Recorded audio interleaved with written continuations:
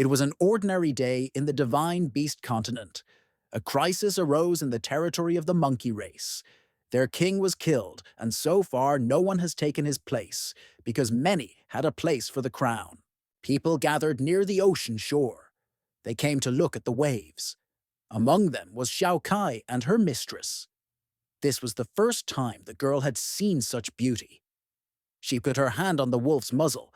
Suddenly the beast began to growl at the ocean, as if anticipating someone else. Everyone who was nearby stared at the water. It was clear that someone was approaching land. A large sea dragon rose from the depths, with an entire palace standing on its back. It raised such gigantic waves that it almost washed away all the people on the embankment. Xiao Kai was amazed by the beauty of such a ship. Everything was new to her. The girl loved to admire everything she saw, and every time she experienced indescribable emotions of joy. Meanwhile, the minister saw who had come to them and ordered them to immediately beat the drums. Because the prince has returned to the monkey kingdom. The sea dragon sank to the bottom, and a young man came out of the palace and approached the edge of the observation deck. With his eyes he looked for his father, whom he had not seen for a very long time. It was Lu Jun. He wandered around the world of the Great Thousand for about 3 years, and now the time has come to return to his native Dongshuan. Descending to land, the young man saw that all the chief ministers and chiefs had come out to meet him. They turned to him, Your Highness, and told him how good it was that he had finally returned to his homeland. An elder came out from the crowd to the guy. He told Lu Jun that they could not protect his father, the Monkey King, and therefore they killed him. But the main thing is that the king's killer has not yet been found. The prince asked not to blame himself for the death of his relative. The young man will now not be able to calm down until he finds the culprit. He is ready to do anything to make the killer pay for the death of his father. The elder called the guy to join the path to heaven. This is a mandatory test that will relieve fatigue after the trip and show everyone how much levels his cultivation has increased. The path to heaven is 18 columns on which monkeys sit, along which there is a pool. At the end of the last pair of monkeys stands a mighty gorilla. Lu Jun entered the water. He himself was wondering what stage he was at from perception to control. But what was the surprise of himself and all the young geniuses who were nearby?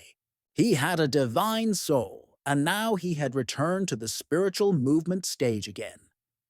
This was the worst result because he dropped 2 levels lower than before and was at the very beginning of his journey. Only 2 columns were lit.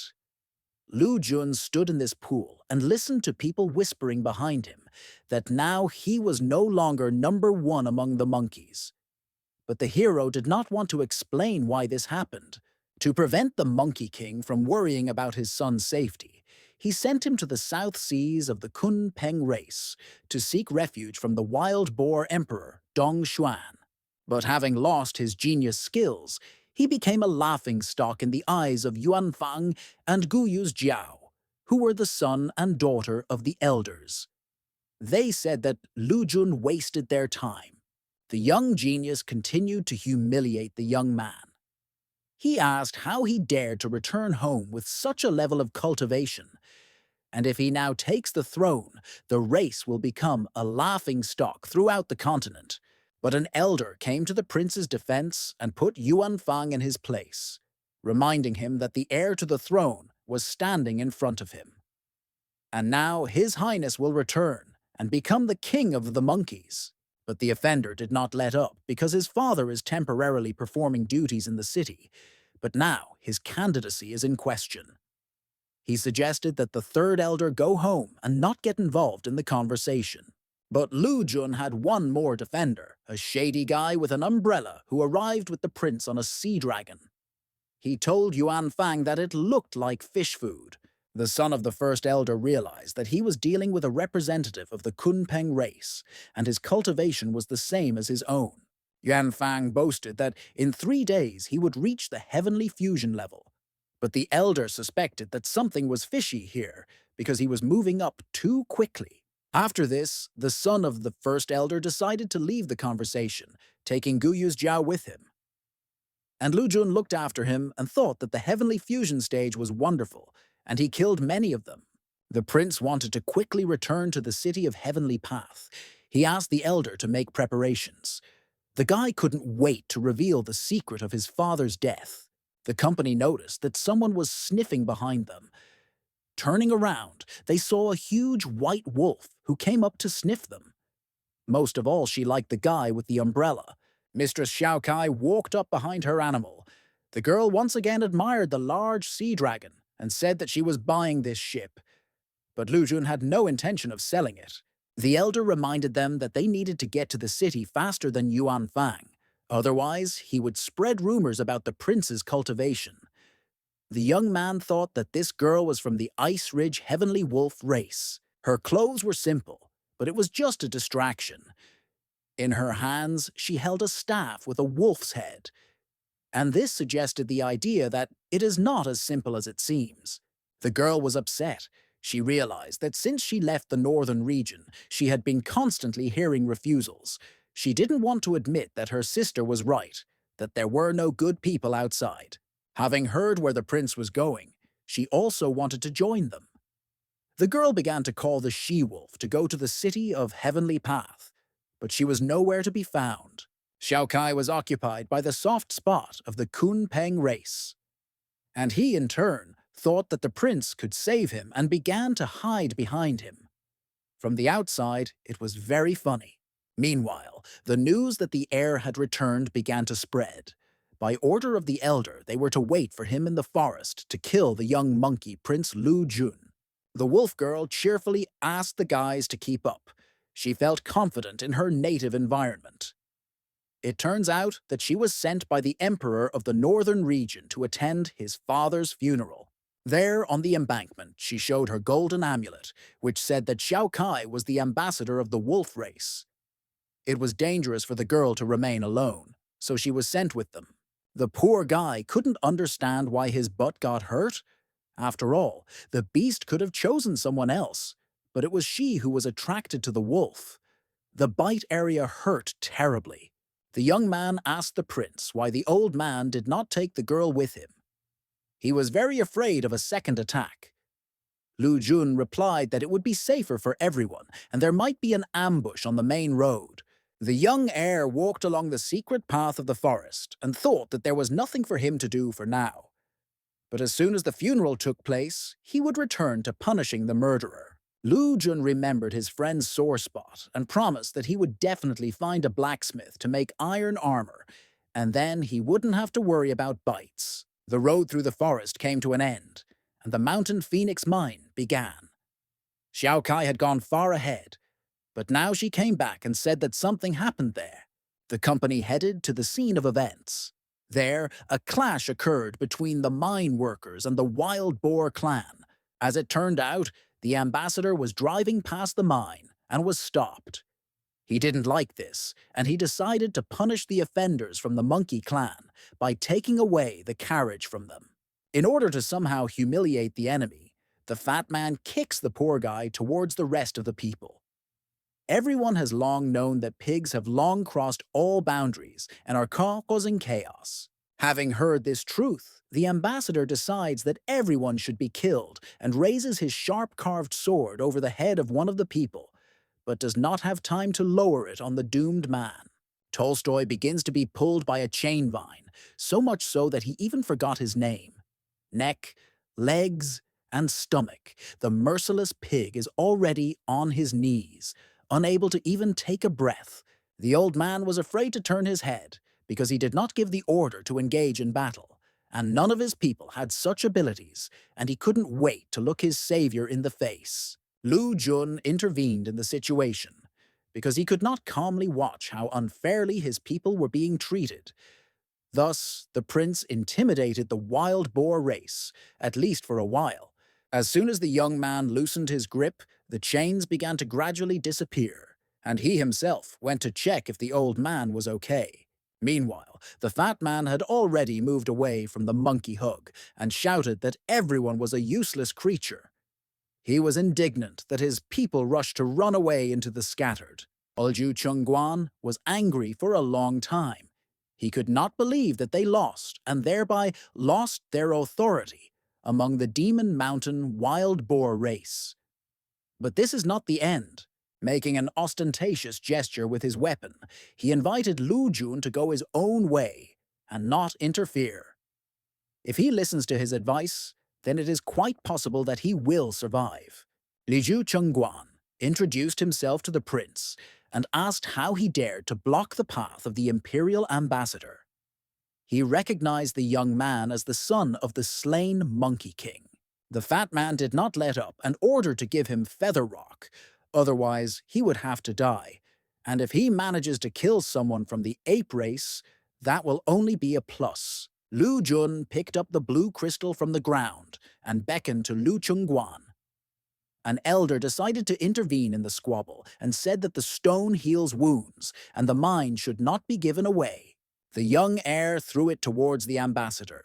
His accuracy was enviable because the crystal was imprinted exactly in the middle of the fat man's forehead. This angered him. It turned out to be very easy to piss off the enemy. Now, nothing could save the prince from the humiliated pig. He was going to bring down all his bestial wrath on the fragile guy. The heir's support group was afraid that the guy would not survive. They saw how strong of a sword skill Liu Chungguan had. And only the guy with the umbrella remained indifferent. Hearing that they were going to turn him into powder, the young man hastened to defend himself, and again, chain vines began to wrap around his arms. The pitiful spirit of the god realm is no match for him. Behind the prince towered the fire monkey, who was waiting to show off his deadly power.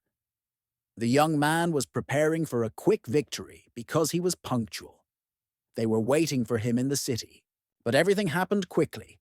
Liu Chengguan was hit first and flew into a rock, receiving minor damage. Having regained his senses, the fat man thought it was time to start the show. He was going to show how the boars easily defeat the monkeys.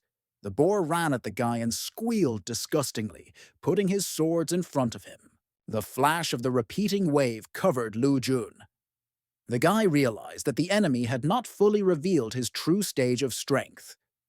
The ambassador was at the heaven formation level, while the heir was wondering if he was hiding something else from him. Boar was wondering if it was possible at the spiritual movement stage that everyone was gossiping about, to force him to use his full power. Lu Jun's friend caught the young man to prevent him from falling. He noticed that old wounds were starting to appear and offered to finish the fight himself. Expecting a retaliatory blow from his duelist, the grunt noticed that a guy with an umbrella was approaching him. He was like a bodyguard for the prince. A change of player also suited Liu Chengguan. The fat man knew that this cloudy young man was protecting the son of the deceased emperor. He even suggested that the Kunpeng race and the monkey race were up to something, and today he would be able to reveal their secret. Having put all his thoughts in order, Liu Chengguan decides to deal with all the named guests at once. For this case, he has an excellent three swords technique in stock. The first sword of furious killing went towards the representative of the Kunpeng race. He quickly reacted and let go of the umbrella. It was not just a sun protection item, but a conduit between the guy and the awakening of his sea dragon. The water dweller parried the blow, and Liu Chengguan was already preparing to test the next character, for whom he prepared to send the second diagonal trait sword. Xiao Kai took this blow. The white wolf grew in size. He grabbed the sword as if it were a stick that the owner throws while walking. She pointed her staff at the enemy, and it became clear to him that in front of him was a powerful girl from the Arctic wolves race. Liu Chengguan clearly realized that he did not have enough strength to fight against them, and also the White Wolf King spirit. But confident that the secret has been revealed, he decides to retreat. Having replaced his anger with mercy, the fat man politely said goodbye to the guys and asked for forgiveness for his actions. As if before this, they had a friendly tea party and were not going to fight to the death.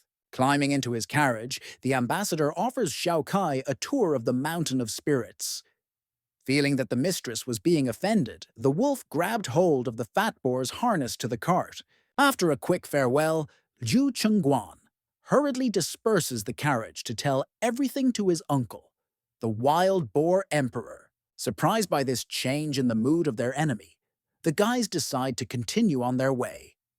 Lu Jun thanks Xiao Kai for his help, and on the other road to the city there was an interrogation of the elder.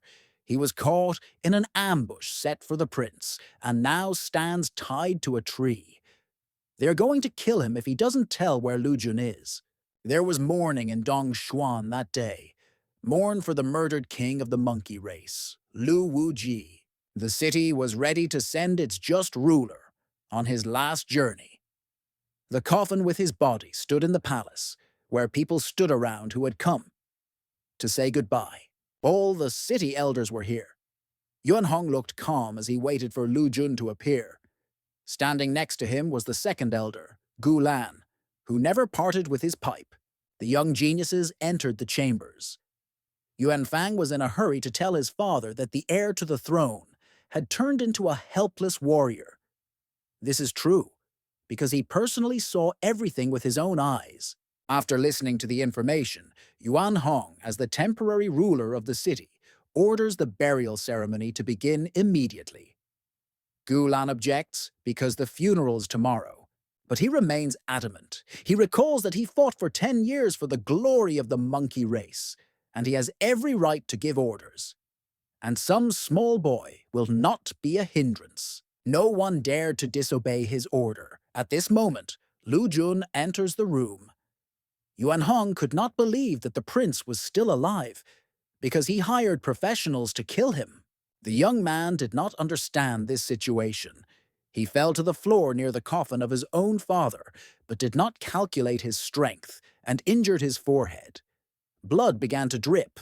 Yuan Fang came up to hold the prince. He put his hand on his shoulder and asked him to stop killing himself and control himself. Suddenly, everyone began to notice that the place where the hand of the first headman's son lay suddenly began to glow. Xiao Kai and the guy with the umbrella were waiting to see what would happen.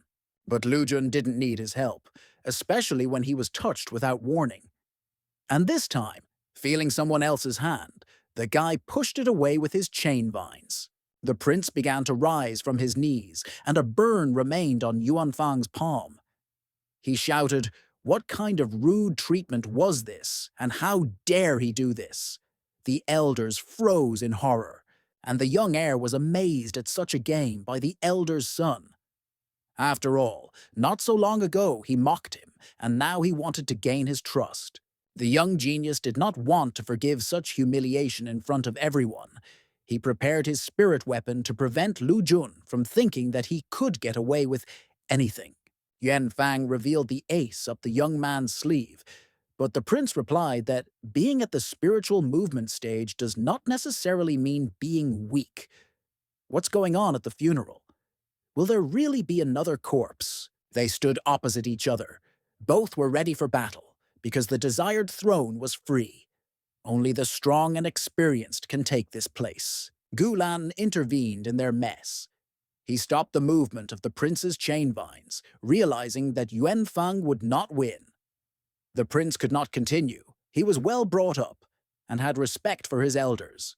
The elder was delighted because it was a great success to take possession of such a treasure as this chain.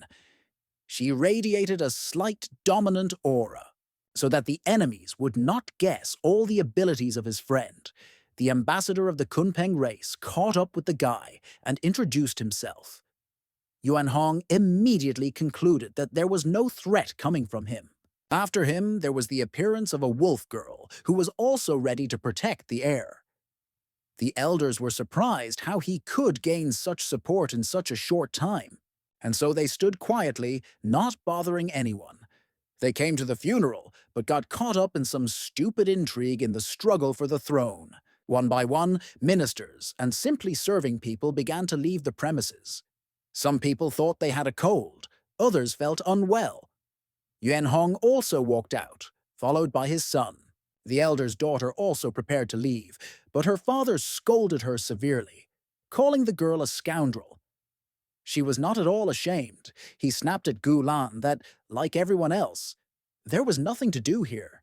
This whole situation made the old man terribly tired. He began to cough, covering his mouth with a handkerchief.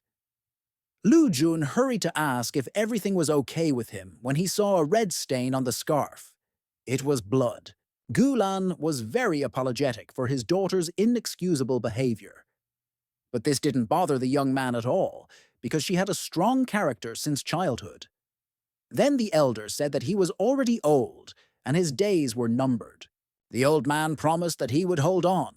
He wants to see how the prince will unite the people of the country, how he will avenge the death of the king and restore the greatness of the race. Blood for blood, justice for injustice. Then he asked Guyu's Jiao to take care of him. Going outside, she asked the old man what happened, because he never complained about his health, to which he rudely replied to keep her quiet. After sniffing the blood, the she-wolf informed Zhao Kai that the blood was not real. The girl laughed and told the guys that Heavenly City is very funny, if only because the second elder coughs up chicken blood. Raging late into the night, Yuan Hong destroyed furniture and beat up his accomplices. The angry headman was angry with Lu Jun because he returned to the city at such an inopportune time, and even with ambassadors from the southern seas and the northern region, he ordered to find out all the information about them. Yuan Hong wanted to know every little detail because he believed that the time of his reign in the city had come. It was not in vain that he patiently waited for this for many years. So this tragic day came, when the funeral of the murdered king of the monkey race began. The closed coffin with the dead man was taken out of the palace, and a long column of those saying goodbye advanced to the family crypt. Everyone was dressed in white. Those close to the ruler also had their heads covered. Lu Jun walked ahead of the column, and behind were all the other ministers and ambassadors of neighboring empires. Having reached the cemetery gate, Yuan Hong suddenly decides not to go further. But he is asked to stay, because he must help open the gates for the prince, because the young man's level is not so strong. The first elder laughed loudly and said that if he could not handle this on his own, then he was not worthy to enter the crypt at all. He said it loudly so that everyone could hear. Lu Jun held back as best he could. Chun Guan was also quick to put in his 2 cents. He called the heir a useless prince who cannot open the stone gate. There were jeers behind him. The fat man couldn't wait for the ambassador from the lion race to arrive to deal with the young prince's friends. Meanwhile, Lu Jun tried his best to open the gate, and again his chains began to appear on his hands. The young man tensed and began to push the gate. The efforts were rewarded, and the huge doors began to yield to the young man. Everyone expected the entrance to be completely opened. The residents of the city were amazed at the prince's persistence, and his friends admired his courage. Only the guy with the umbrella knew how hard Lu Jun was. The guy was very tense, realizing that no one could help him. His wounds made themselves known again, and he bit the hem of his clothes even harder. His hands were helped by his chain vines. Finally, the gates opened, and everyone could see a carved circular road, and at the end, an island with a stone crematorium. Nearby, the same stones on which distant relatives of the monkey dynasty rested were floating in the air. Below, there was an abyss into the sky. As soon as Lu Jun's hands were freed, the chains began to wrap around the coffin of the deceased, and the young man spoke to his father as if he were alive. The guy asked him to follow him. In the crowd, the young geniuses were jealous. Why did he enter? But they couldn't, because many were even stronger than him. But Gulan warned that anyone's soul would be destroyed if the person who entered was not a descendant of the king. Yuan Hong did not take his eyes off the prince.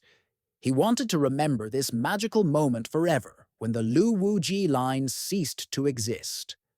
The first elder had already buried Lu Jun in his thoughts. The guy pointed the coffin straight into the high slab. The king's initials immediately appeared on it, which meant that he had taken his final place and his journey was over. Lu Jun returned to the gate and bowed down. The young man could not believe that his return was exactly like this. The prince had only one oath in his head: to avenge his father. The farewell dragged on, and as he bowed, he hit his forehead again. There was blood, which remained on the road. After this, Lu Jun begins to notice that the circular path begins to turn. The young man loses his balance and manages to grab the edge with his hand so as not to fall into the sky. It becomes increasingly difficult to hold on with one hand. Your fingers dig into sharp stones and become covered in blood. The young heir begins to notice that this pillar is sucking his blood. Then he decides to let go of his hand and hold himself with chain vines. The circular road begins to crumble, and Lu Jun realizes that it is an artifact of Da Huang. On the pillar, he notices an encrypted inscription: "The King of Beasts will ascend to the throne. He is capable of changing destinies. The four sides will find peace when the beasts come to the source." Everyone was tired of waiting outside the gate, but no one left, because they wanted to know whether Lu Jun was still alive. Will he come back out? In the midst of all this bedlam, a guy with an umbrella, actually his name was Sanjia, was attracted by a water otter. She beckoned the ambassador of the Kunpeng race to come and listen to her. The animal told its owner the news that he had managed to find Sunhaya, the headman, who had gone on a different route. He got into trouble, and now the robbers are subjecting the old man to terrible torture. Left alone with herself, Xiao Kai thought about why her sister sent her here. The girl had to find the formula for the artifact. As soon as she thought about this, her chest area suddenly became warmer. It was her amulet that was activated, and if this happened, then the formula was available. All four artifacts will begin to vibrate. The girl told the she-wolf to start searching for Da Huang. Sanjia had almost reached the right place when he felt that his umbrella, for no reason, began to emit light and heat, but he decided not to be distracted from his intended goal. The robbers' fortress was located on Heavenly Monkey Mountain. Their houses were built along a cliff, where the wind always blows and there is little greenery. The usual inhabitants of this place are black crows. The exhausted elder was tied down. He could no longer even hold his head up, but he managed to hear that he was bait in order to deal with the prince. The gates of the fortress fell and a guy with an umbrella stood in the doorway. The robbers spent so much time and effort trying to lure the heir into a trap, but it was all in vain. Sanjia was calm. He told the headman that he had come to pick him up, but he, gathering the rest of his strength, shouted that it was a trap and he should save himself. As soon as the guy heard that it was an ambush, a barrier began to appear around him.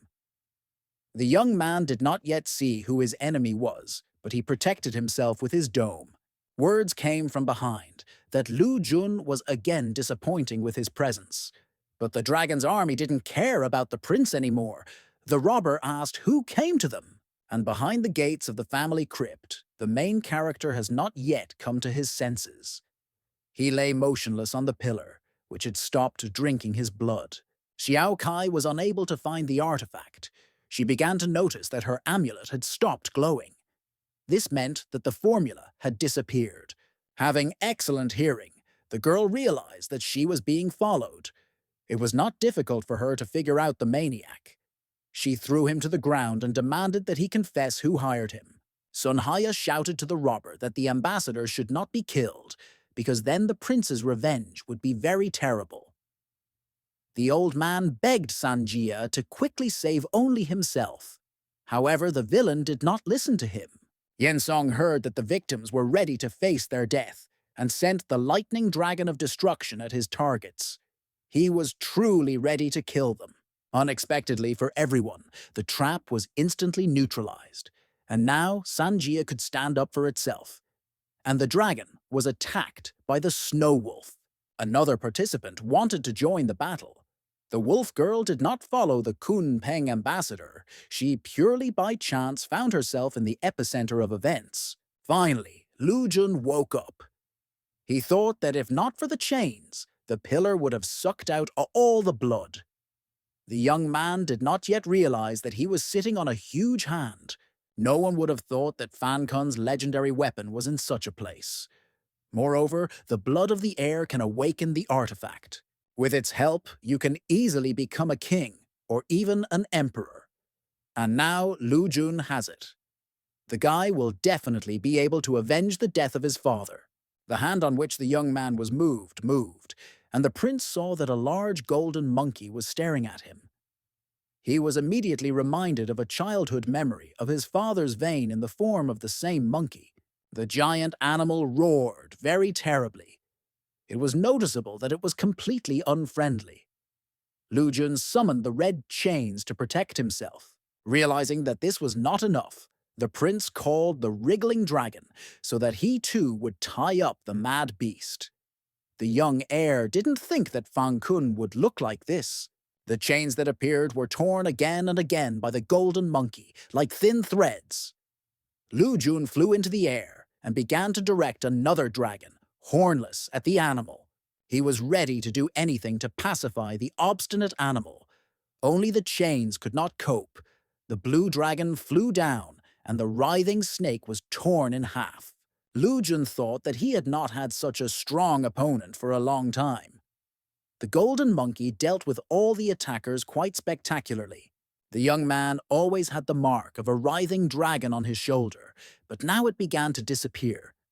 Having dealt with everyone, the beast glared at the prince. Realizing that he was now alone with Fang Kun and had even lost his ability, Lu Jun shouted as much as he could and slammed his foot on the rocks. Imagine his surprise when the beast repeated the same movements after him, and after doing this, dropped to the same level as the young man.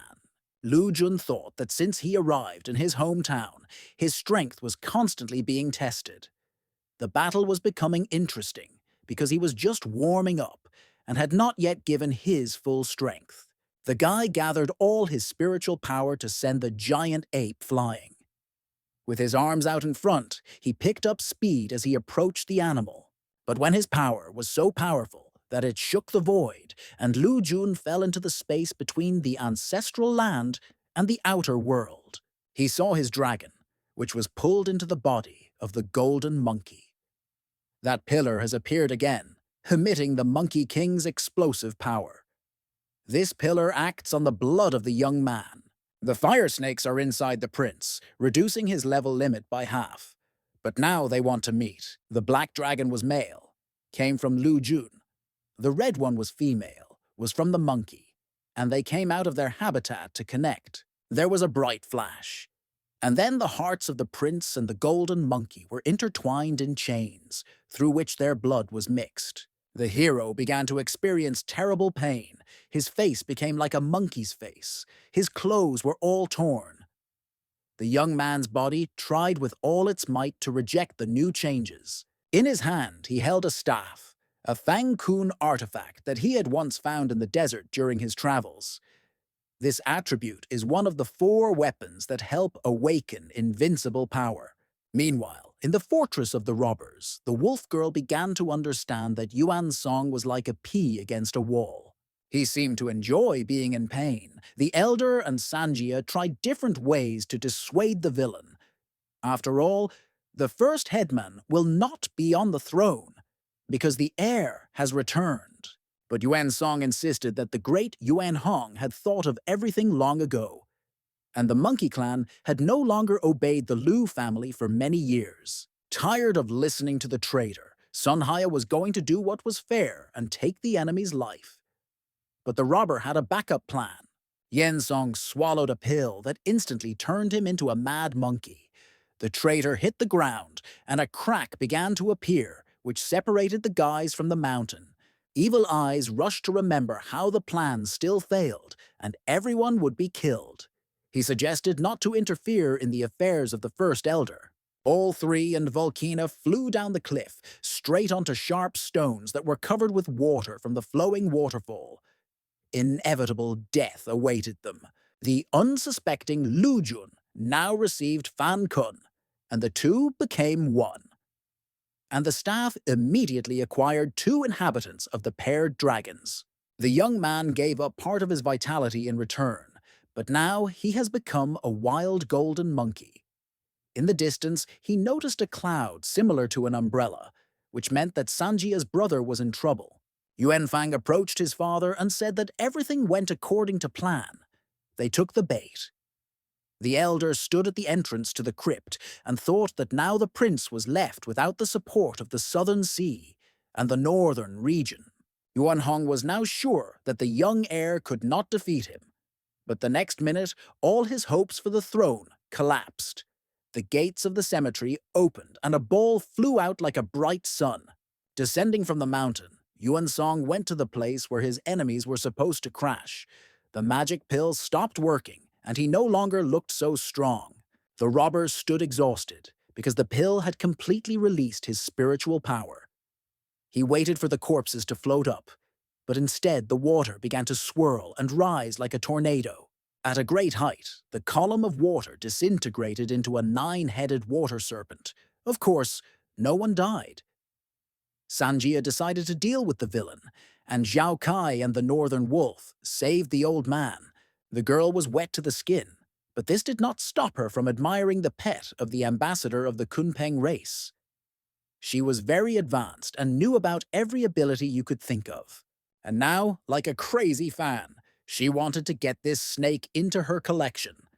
But in response, she heard that he was going to kill her. The she-wolf grabbed the elder in his teeth because he still had not recovered from his fall from the cliff. And Zhao Kai sat on her back, and they began to run away towards the forest. The girl thought that there was no water there, which meant that the distraught ambassador could not harm them. But the element of water turned out to be very fast. One of the snakes had already wrapped itself around her. Shokai guessed that the guy with the umbrella not only has a concentration of spiritual energy, but also something similar to an artifact because his power is enormous. The girl felt the warmth from her amulet again and thought that the Sanjia umbrella and her artifact were resonating. But he was not interested in this. He waved his hand, making it clear to his water dweller that he would finish with them for now. Lu Jun's help arrived in time. He looked different from before, held a staff in his hand, and was in the company of a huge golden monkey. The young man bombarded the girl with questions, but he was attracted by the fact that her amulet was glowing, just like his cane. She told the prince how it all happened, and after what events the ambassador of Sanjia went mad and began to see enemies in everyone. But Lu Jun knew how to calm his sworn brother. After all, the guy with the umbrella spent his whole life in the water, and now he's just a little nervous that he's not in his environment. It wasn't a problem. But Xiao Kai still asked, so that he would be careful. Having secured himself a little, Lu Jun began to approach Sanjia. When the prince's energy touched the ambassador, his eyes stopped glowing with the evil. He said his name and extended his hand, clenched into a fist, in the direction of his friend. He seemed to come to his senses and repeated the movement of the prince's hand. The brothers met, and their attributes glowed even brighter. Sanjia returned to its normal state.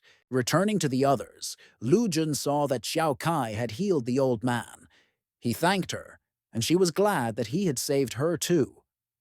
Only one Kunpeng ambassador looked a little distant. Not long ago, he found a common language with the she-wolf, but she again bared her teeth in his direction. Sun Haya was in a hurry to hurry everyone to leave, otherwise they would not be able to avoid meeting the first elder. Father and son were already on Heavenly Monkey Mountain. They found neither prisoner nor prince there. Great Yuan Hong clenched his fist and thought that he had underestimated the young heir. He vented his anger by hitting a stone. The elder was really looking forward to tomorrow's king selection ceremony at which he was going to ascend to the throne, and when this happens, he will tear Lu Jun to pieces. The throne room in the palace was full of visitors. Each ambassador had his own separate place. The ceremony is about to begin. You just have to wait for those who are late. Lu Jun couldn't get drunk. After yesterday, he was terribly dry. The fat man waved his hand importantly. He saw no point in waiting for Goldie. Everyone was talking about the strictest law on the continent. It turns out that even if you are of royal blood, but with a low ability score, you cannot lay claim to the throne. The ambassador of the Golden Lion race also came for these conversations. He opened the doors impressively, had rich hair on his head, A tattoo was visible on his chest, and a gold belt in the shape of a lion's head was on his belt. Xiao Kai saw what her pursuer looked like. He searched and did not find her with the second prince. It turns out that the girl was hiding in the city of Heavenly Path all this time. The fat man quickly ran up to him and began to say how bored he was. And he, in turn, apologized for making his dear brother worry. The boar began to invite Goldie to sit down, when suddenly the lion saw Prince Lujun and asked if it was him. The hero answered positively. Hearing this, the king of beasts released his animal to show what was waiting for the young man. Calling him self-confident because the heir dared to speak to the ambassador without getting up. Lu Jun's enemies perked up as they added another ally against the prince. Yuan Hong thought that now the southern seas and northern region would not fight the Boar Emperor. But the guy replied that this is the land of the monkey race, and he is not allowed to command here. He also summoned the golden monkey to the throne room. They, like children, compared their toys to see who had the coolest. Meanwhile, everyone present saw what kind of weapon Lu Jun possessed. Suddenly, the second elder begins to cough. This distracts the guys from demonstrating their powers. The prince approaches the old man. Gulan asks to begin the coronation. He told the great Yuan Hong that the young heir's abilities were sufficiently demonstrated to ascend to the throne. But he replied that Lu Jun was not a purebred monkey. Sun Haya could no longer stand it. He jumped up from his seat and began shouting that the heir was the late child of the king. But the first elder was referring to the unknown origin of the prince's mother. It was decided to test the young man in the ancient tower, which opens every 4 years. The guy needed to be in the top 10. That would be enough for the coronation. These are mandatory traditions when choosing the king of a race, and if he does not go through them, it means he is not worthy of becoming a leader. The great elder openly mocked the prince. He claimed that the guy would be afraid to even enter the training tower. But Lu Jun was confident in his abilities. He would exceed the requirements of the meeting and not only enter the top 10, but become the first. The young man thought that there would be a fair competition for the throne, but he was deeply mistaken, because the son of the first elder was already thinking about how to make sure that the prince would never leave this tower. The western wasteland is covered with snow. The White Tiger Palace is built on the rocks, and no one is visible on the premises. Master Bouquet was sitting on the roof. He was busy with an important investigation. In one hand, he held an egg. In the other, a chicken. There was real commotion below. The elder was looking for a secluded place to hide. He opened the doors and tried to get in. But who was he hiding from? They began to tell him that there was no more room, but the old man was guided by the rule. In cramped conditions, but not in offense, he ordered everyone to move, because the master was already on his way. Master Bouquet walked through the yard, looking for at least someone. The doors of one of the barns were broken, and when they collapsed, court servants fell out. It looked strange, but this did not bother the young man at all. He was in a hurry to ask an important question. Hearing that stupid curiosity awaits them again. Shouting, "Help!" They began to run away in different directions. The elder turned out to be the slowest. Bouquet voiced his question. What came first, the chicken or the egg? The old man said that he knew where he could get answers to many questions. The elder told the young master about the existence of the training tower. There, the sons and daughters of each race gather to unite for training. Young geniuses develop their skills and thereby increase the honor of their clans. In addition to the 4 royal clans, there are the dog, frog, and crane races. The fortress was supposed to open very soon. The young man really liked this proposal. He couldn't wait to join the ranks of the rest of his brothers and sisters. Everyone was eager to get the young little guy out of the palace as soon as possible. Handing over the amigas, the elder asked Bouquet not to lose face. The old man bitterly stated that the emperor of the Golden Lion race had robbed them, subjected them to torture, and was still continuing to humiliate the White Tiger race. And now, there is only hope for the young master. After all, if he manages to reach first place in the training tower, it will be a sign for the other races and everyone will begin to fear tigers. Buka understood the responsibility that was entrusted to him and hoped that this was a competition of wits, not force. If it happens as he thought, then there will be no problems. Then there was a tearful scene. Everyone was sobbing demonstratively, as if they were very sorry that the master was leaving them for so long. The young man asked his brothers to wait for him. Closing the gate behind him, the servants began to celebrate that the master had left, and quiet days had finally arrived. They praised the smart elder and wished him long life. Young Buka outlined his path, adjusted his amigasa, and headed straight to the training tower. He was very optimistic because he had the best support group on the entire continent. In the southern part of the tropical forest, among the palm trees lived a race of red-eyed frogs. Today, its inhabitants came to the pedestal of their queen to send Her Highness to the competition. The powerful ruler demonstrated her strength to people, and they devotedly wished her victory. After all, it was necessary to prove to many that she was the master of the forest and return everything that she had lost. The path of the Frog Queen passed through her main enemy. In the northern part of the southern rainforest lived the Black Race. Jiang Man lived on the highest tree. Surrounded by his cold-blooded friends, he loved to peer into the distance to track down his prey. And just at this time, he noticed that Yun Wu had left her territory. He realized that she was heading to the tournament in the tower and calling the entire race of the red-eyed frog losers. He was also preparing to take part in the competition. And hoping that the other opponents would not disappoint him, Jiang Man released the wings of his Python Sea and flew in the footsteps of Queen Yun Wu. The South Sea was rough. On Divine Crane Island, all preparations were ready. Liu Feng was left to hone his skills. He doesn't need support.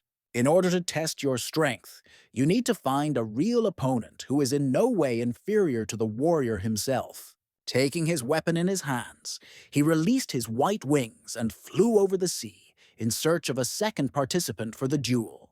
In the northern region, where the Wolf Fortress is, the right to participate in competitions is much more serious. There are a lot of applicants, but they go through an intermediate selection. Anyone who cannot resist loses, and his chance to enter the tower is cancelled. The elder carefully monitors that everything is according to the rules and loudly counts down from 10. An experienced mentor scattered everyone who so dreamed of going to training. Already at the number 5, none of the contestants moved. The guy folded his arms across his chest in a businesslike manner, thinking that he had done it. But among the pile of beaten youths, there was one pretender. It turned out to be Go Dahu. The guy lay face down and waited for the elder to finish counting. The deceiver was even afraid to raise his face to see how things were with the rest of the young masters, but he was afraid to give himself away. I had to cheer myself up with the thought that the end was soon. The elder finished the competition, and the winner was about to leave the ring when he heard behind him that he had lost. Turning around, he saw Go Dahu briskly dancing a victory dance. The young man was dressed in a warm hat with ear flaps with cute ears, and instead of a belt, he had a Trixie, a toy for dogs in the form of a rope, tied around him. The sly man deceived his mentor by performing a tactical feint. The fighter began to be loudly indignant. He did not understand how he managed to hide from the dog's excellent scent. And the elder stated that imitation of death is also a skill. In the end, he allowed Go Dahu to go to the training tower. The insanely joyful dog ran without wasting time. He dreamed not only of participating, but also of finding his soulmate there. But the training tower was not just a lonely building. It was an entire ancient city. It was very crowded only every 4 years. The guys were glad that they managed to get to the place. And at the entrance, demonstrations of their abilities from different participants had already begun. Yun Wu made a spectacular appearance. The Toad Queen landed so that the Sky Crane's feathers flew out from all directions.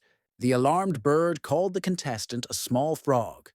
She looked from above and thought how insignificant the forces were gathered here.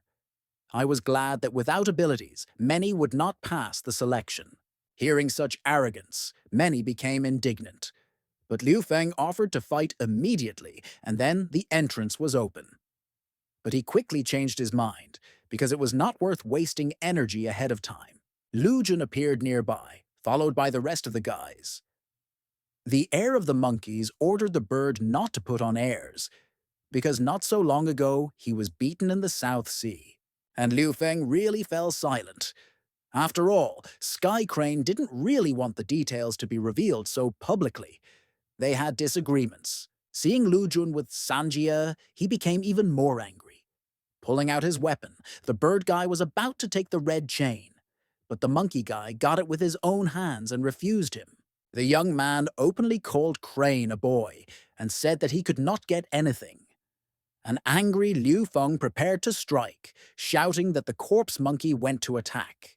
The golden monkey was also not far behind. The prince grabbed his staff and swung it to hit the flying crane hard.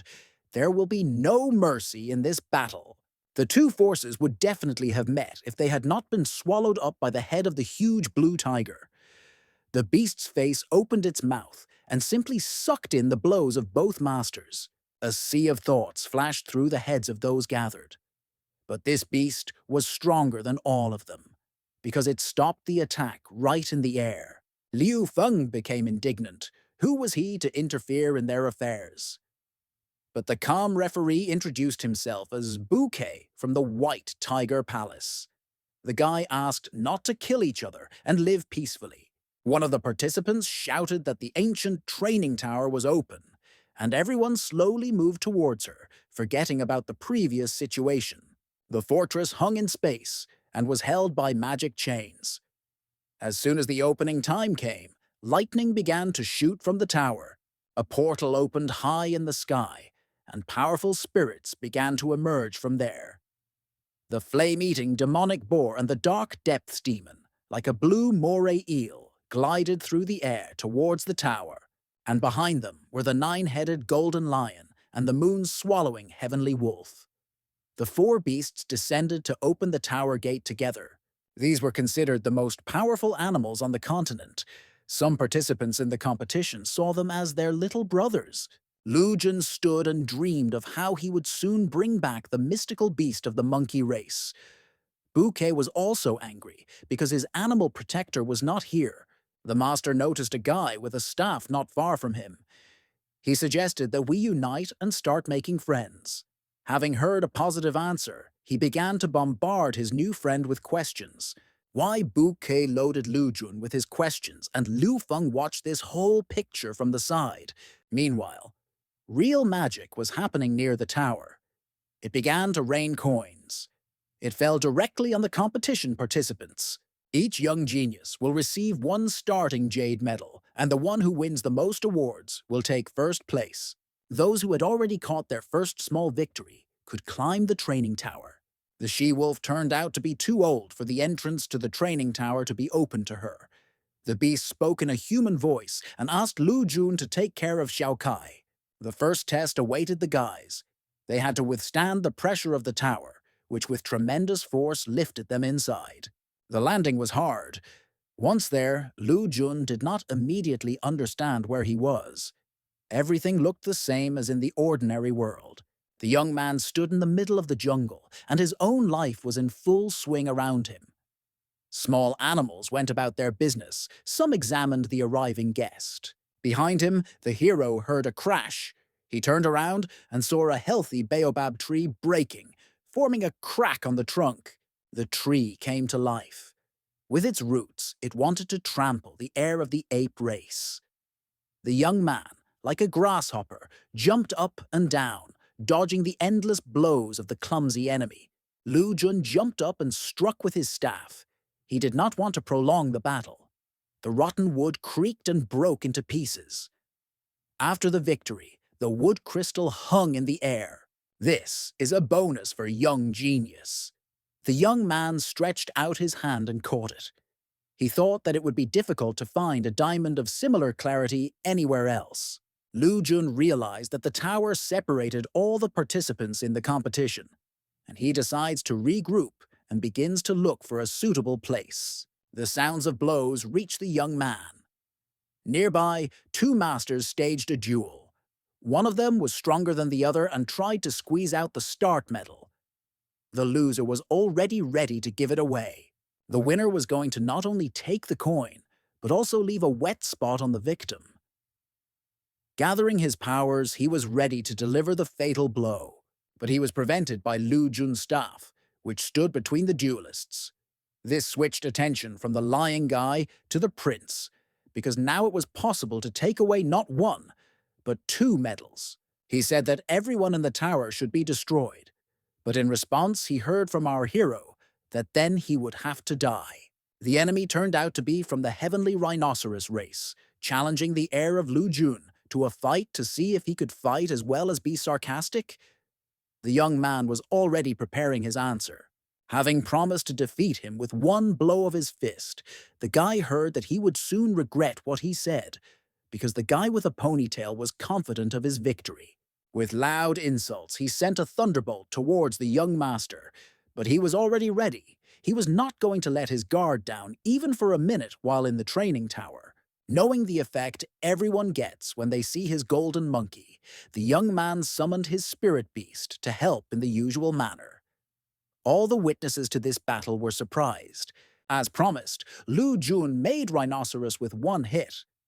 Observing this scene, unnoticed by everyone, was a red-haired girl who had half taken on the appearance of Sanjia. The defeated master could not bear the pain. He handed his coin to the winner, because those were the rules of the competition. The master was happy as long as luck was on his side. Lu Jun did not forget to take the starting medal for the rescue, because he does not work for free. Sanjia emerged from the thicket of the forest, whom the heir was glad to see.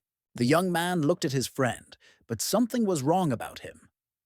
The guy said he was glad to have such a meeting, because he was just about to go in search of the dear ambassador of the Kunpeng race. He suggested that his brother go look for Xiao Zhao and turned his back to the new Sanjia. Suddenly, the guy with the umbrella turned into a muscular red fox, who extended his claws to attack. Still not cooled down by the rhino, the fist flew at the cunning cheat. The girl hit a tree and immediately took on her real form. The beast could not understand how she gave herself away, because her disguise was perfect. He really couldn't see the real her. But Sanjia doesn't talk that well. This is what stopped her.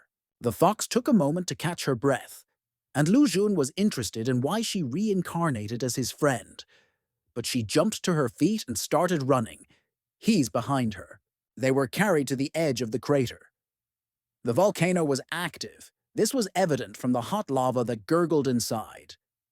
The guy caught up with the girl and continued to interrogate her about Sanjia, but she replied that she had nothing to do with this ambassador and that her goal was to deliver the master to this particular place. Having finished speaking, she said goodbye and threw herself into the boiling lava. After her, Yuan Fang appeared, who had already waited for Lu Jun. He surrounded the young man with a magic cage and ordered him to kneel. The hero was ready for all battles because he needed to achieve first place. The guy swung his staff and destroyed the circles of the cage, but he met with a new blow from the son of the great elder. The prince also summoned the golden monkey so that he would not be bored for a long time without doing anything. Yuan Fang thought, where did the hero get such a staff that suppressed the blow of his ancestral sword? The enemy said that one of them must die today. He had no choice but to take an instant magic pill, because otherwise the prince would become the biggest threat on the path to the throne. A huge white monkey, Fa Sheng, immediately appeared behind him. Who would have imagined that people of the same race would fight against each other? Lu Jun had to be careful. There was a cliff behind him. If it weren't for the pill, maybe our hero would have won. But for now, he was flying from the cliff, straight onto the sharp stones washed by the fast current. But he was not destined to die. Not now, because the body of the young man was picked up by the water serpent. Yes, it was Sanjia, and he was here. Before he could thank him for his salvation, Lu Jun noticed the strange behavior of his spirit animal. His golden monkey, for some unknown reason, began to go wild. Not far from the volcano, there was a wolf girl. She looked at her amulet, which lit up, and thought that the prince and the guy with the umbrella were somewhere very close. But she was distracted from her search by a cry for help. A guy in a winter hat, with ear flaps with cute ears, ran out of the bushes on Xiao Kai. She recognized the young man as Go Dahu from the Northern Laika race. The stone Terminator was chasing him. The girl helped the guy win and get rid of his pursuer. The loving puppy glowed with happiness that he met Her Highness here, but they had an agreement to call her by her name outside the house. Xiao Kai returned to her necklace. Touching the amulet, she looked for where Sanjia and Lu Jun could be, because her intuition suggested that they were in great danger.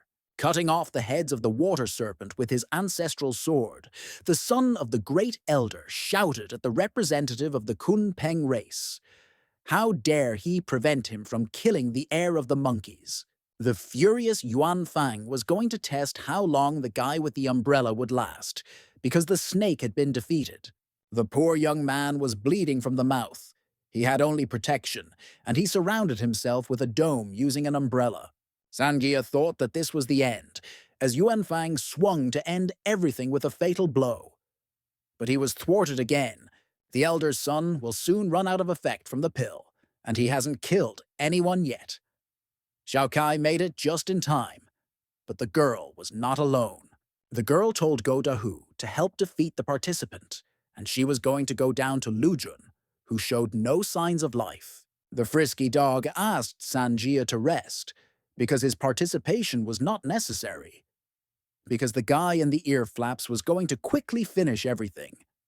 But it turned out to be not easy.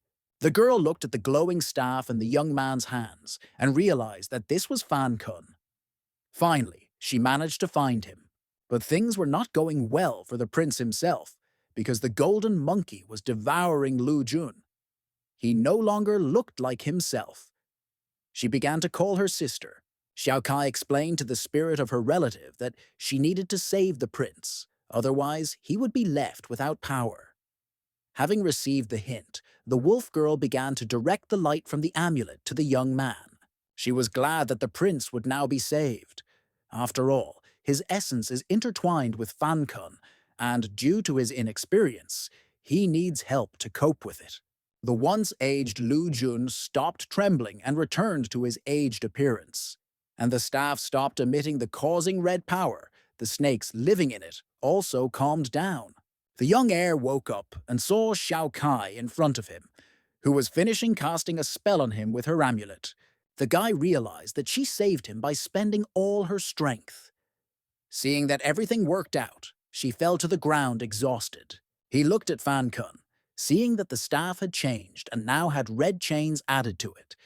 And then a vision happened. Xiao Kai's sister became a victim of his weapon, and now the girl is on the verge of death because of him. Meanwhile, the frantic screams of Yuan Fang, who was tired of tolerating the other participants, could be heard from above. He shouted that his target was Lu Jun and tried to drive out the guy with the umbrella, but Sanjia refused to leave. The son of the great elder had no choice but to kill the ambassador of the Kun Peng race. He prepared to attack the guy's protective dome, but then the heir to the throne appeared. The prince thanked his brother and asked him to take care of Xiao Kai. Yuan Fang dreamed of finishing off the young man as quickly as possible. But the prince was not going to give up so easily, much less give everything to his father.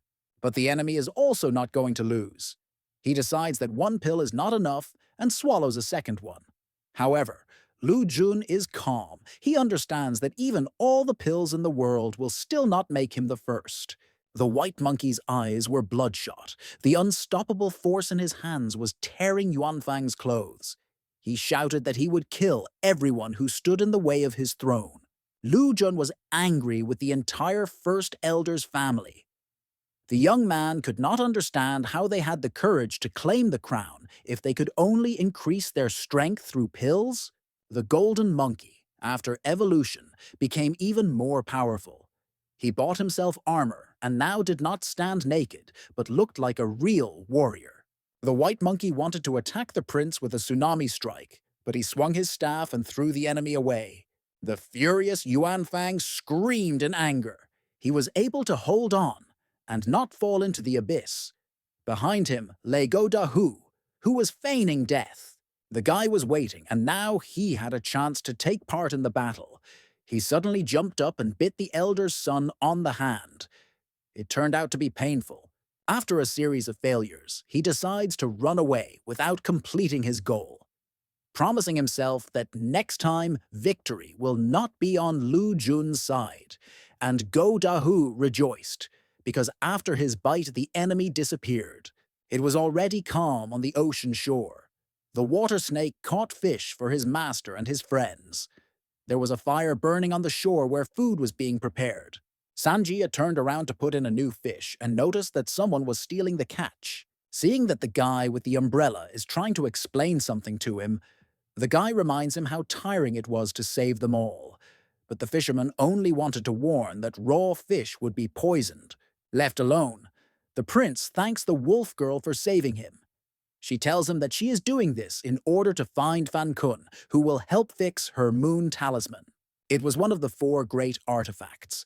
The guy saw how her amulet and staff resonated. He decided to help the girl, despite the risk. She didn't expect such an answer. They were prevented from finishing their sentence by terrible screams. Go Dahu ran towards them, shouting that he was poisoned and begging Xiao Kai to heal him. But she was in no hurry to help him, fearing that it was contagious. Next came Sanjia. In his hand, he held a bitten fish. Lu Jun laughed loudly and patted Dog on the head. He guessed that he had eaten raw fish. The prince reassured the poor man. He warned him what to expect from him. Otherwise he, of course, would not die. Hearing this, Go Dahu apologized for the unnecessary trouble and hurried to run into the bushes. The sky crane was doing its best to get rid of weak competitors in order to quickly move on to its main enemy. He heard footsteps approaching and decided not to hide his weapon yet. The warrior waited for the man to emerge from the darkness. What a surprise Liu Feng was when he saw the half-naked son of the great elder of the monkey race. He looked ragged. He had a proposal for Crane. Seeing the interest in his eyes, the long-haired youth proposed to team up to defeat Lu Jun. But this idea seemed unworkable to Liu Feng, and he was about to leave when he heard that Yuan Fang was also offended by the air of the monkeys, and together they will have a greater chance of success. The crane assessed the speaker again. He humiliated him by saying that he would not team up with a genius of such a low level as his. The elder's son was running out of patience. He began to make excuses that he would certainly have killed the golden monkey if he had been alone. But since he had assistance in the person of Sanjia, Xiao Kai, and not so long ago, Go Dahu was also added. This means that they should also become friends. Yuan Fang no longer knew how to interest the young man. Liu Feng still decided to leave, but he hinted that he agreed to an alliance. A thoughtful Yun Wu walked along the shore. The queen collected materials that could be used to increase her strength against Jiang Man. She was attracted by the hissing. Turning her head, she saw how the king snake is going to attack her. The girl immediately pulled out her blade, and now only 2 halves remained of the snake. It was not just a coincidence. Her enemy was already looking at Yun Wu from the tree. Jiang Man complimented the queen that she had become stronger than her sister. He mocked the girl, saying that when he absorbed her relative, he became the head of the black python. This was the last straw for her ears. She had lost to him before, but today she was going to kill Jiang Man. Clutching the dagger in her hand, she went on the attack. And at that time, the snake that was slithering down his hand turned into a whip. He thought how stupid she was. The food itself went into his mouth. He wondered how much stronger he would become when he swallowed this frog. Strangling with a whip, like the tongue of a snake, he tried to catch his prey in this way, but she managed to dodge and disappear from the predator's field of vision. The queen had outwitted her opponent and was now about to attack him from behind. But it was difficult because the python smelled her there too. He hit Yun Wu, and the girl fell to the ground. Jiangman became even stronger and was no match for the red-eyed frog's vanishing punch. The winner rejoiced. He went down to his victim. There was a smile on his face that began to stretch more and more. He now looked exactly like his spirit beast. The python hissed that the frog race's destiny was to become his dinner. Jiang Man's plan was to swallow the queen. But she had a secret weapon that she could only use as a last resort. But she did not have time to do anything, because the water snake intervened in the fight. He threw the python straight into the tree. Next to the frog queen stood Sanjia, and behind him was the nine-headed sea dweller. The girl did not expect such a turn of events, and the hungry python thought that he was lucky. He hissed with delight, because eating a guy with an umbrella was cooler than some bony toad. He managed to bite off only one head of the heavenly serpent when he realized that he could not cope. When the remaining firebrands attack him, Jiangman decides to flee. Otherwise, he will lose and he will have to leave the training tower. Go Dahu saw this scene from the side. He felt much better, and he praised the guys for doing the right thing, for following his example. He considered himself simply a hero. Realizing that the threat had passed, Yunwu stopped the guy with the umbrella. There were tears in my eyes. She asked if he remembered her. The beast realm in the northern region, on the outskirts of Cloud City, was crowded. It was market day, and all the residents were in a hurry to buy food. Suddenly, the guard began to shout for everyone to make way, because the second prince of the Golden Lion race had arrived in the city. The guard waved a sharp spear to make everyone move. Jin Xiao walked next. He was heading to the grave of his dead father. The guy always shared his ups and downs with him. He complained to the tombstone that he had been unable to track down the Wolf Queen for 2 months. Rumors have reached her that she is in the training tower. But the prince does not pass by age. But Jin Xiao had a magic hourglass, which was given to his father by the hermit. With the help of them, he can move whenever and wherever he wants. Xiao Kai will have to give him the moonstone. Raising the artifact above his head, the young man opened the atmosphere and disappeared. He clearly wanted to prove to everyone that he was the best heir for the Golden Lion race. And in the tower, Lu Jun was busy restoring his girlfriend's strength. He took out a water crystal from a huge octopus, which increased the girl's strength. Xiao Kai watched her friend. She realized that her help was not needed yet. The girl praised the prince that now he will definitely be able to become the first in the competition and take the throne of the Monkey King. But the young man's goal was higher. He wanted to become the emperor of an entire city. Hearing this, the wolf girl told how she was weak and could not help her sister. That's why it's difficult to be an emperor. The young man was not ready for such revelations.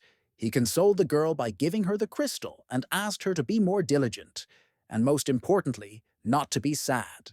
Lu Jun sat down next to her to guard her until she recovered. When he noticed a strange island in the water. Who's bored and has nothing to do? It turned out to be the top of the bald head of a witch from the tiger race. He quickly emerged from the depths, saying that their secret meeting had been discovered. He was also interested in what they were looking for in the sea. Lu Jun did not like Bouquet's invasion. He ordered him to shut up. Because Xiao Kai had not fully recovered, he even had to cover her ears because he refused to shut up. They were quickly joined by Yunwu and Sanjia with Go Dahu. All were old acquaintances. Now there were 6 of them, and they were about to celebrate this meeting when their plans were interrupted by a bright glow. In my opinion, they were never destined to relax. The atmosphere began to open right above the guys. Lightning struck from it, and where the lightning touched the ground, a tree began to grow quickly. The bonsai continued to grow, but the guys were missing the wolf girl. She was put in a golden cage by the second prince of the Golden Lion race, who went to the training tower. Xiao Kai called Lu Jun for help. He could not reach the cage and began shouting for her to wait for him. The guy got excited and missed the fiery gaze from Jin Xiao. How could this happen? The bonsai continued to rise into the sky. Lu Jun stubbornly grabbed the branches. He climbed up to quickly free his girlfriend. On one of the flights, the young man saw that a lot of restorative resources were growing on the tree. He probably heard about it from his father in childhood. Lu Jun looked at all this beauty and thought that this was the legendary myriad tree. But he must hurry, because the funnel through which Jin Xiao passed has not yet disappeared. Something flashed on the prince's path. He immediately grabbed the staff.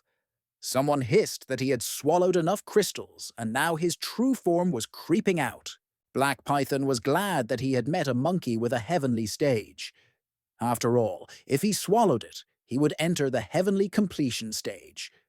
But the young man shouted that he had no time for the snake. Lu Jun generally had no desire to get into a showdown with Jiang Man. He deftly bypassed the pestering enemy.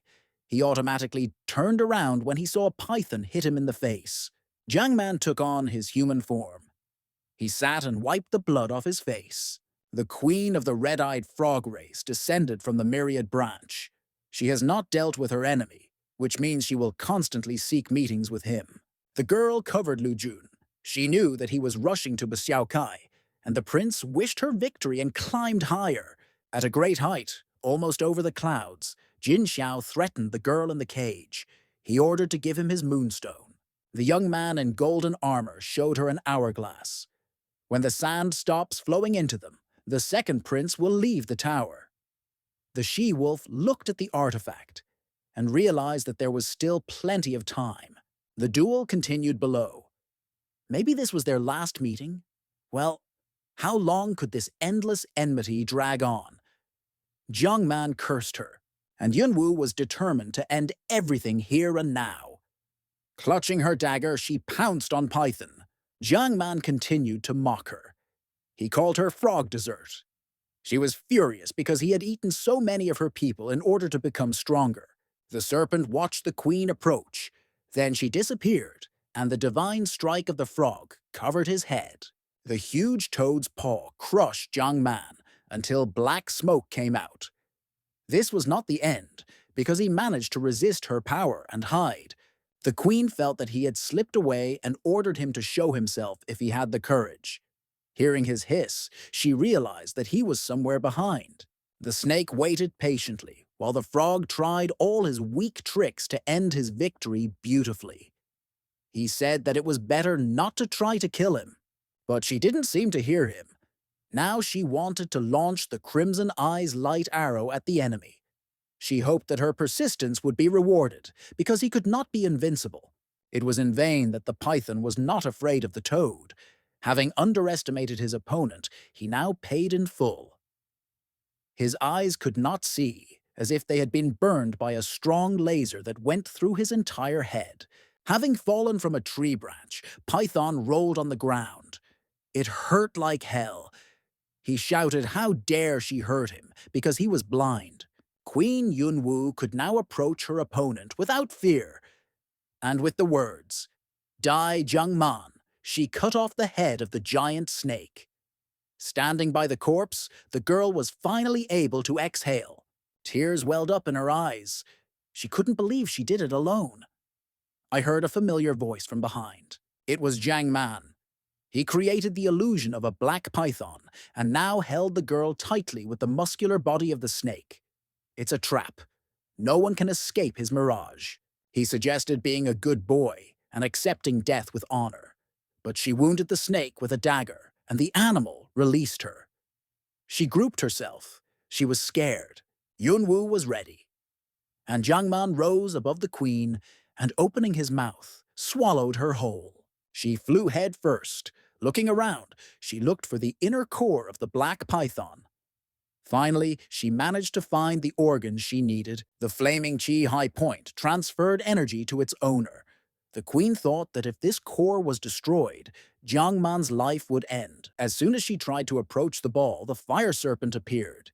He hissed that Yunwu was following in his sister's footsteps.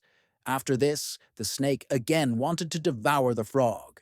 The girl's clothes began to burn. She did not want to be swallowed again, and now the time had certainly come for the secret weapon. Once upon a time, when Yunwu realized that she could not withstand the black python alone, she decided to turn to the Kunpeng race for help. Then she was lucky enough to meet Sanjia.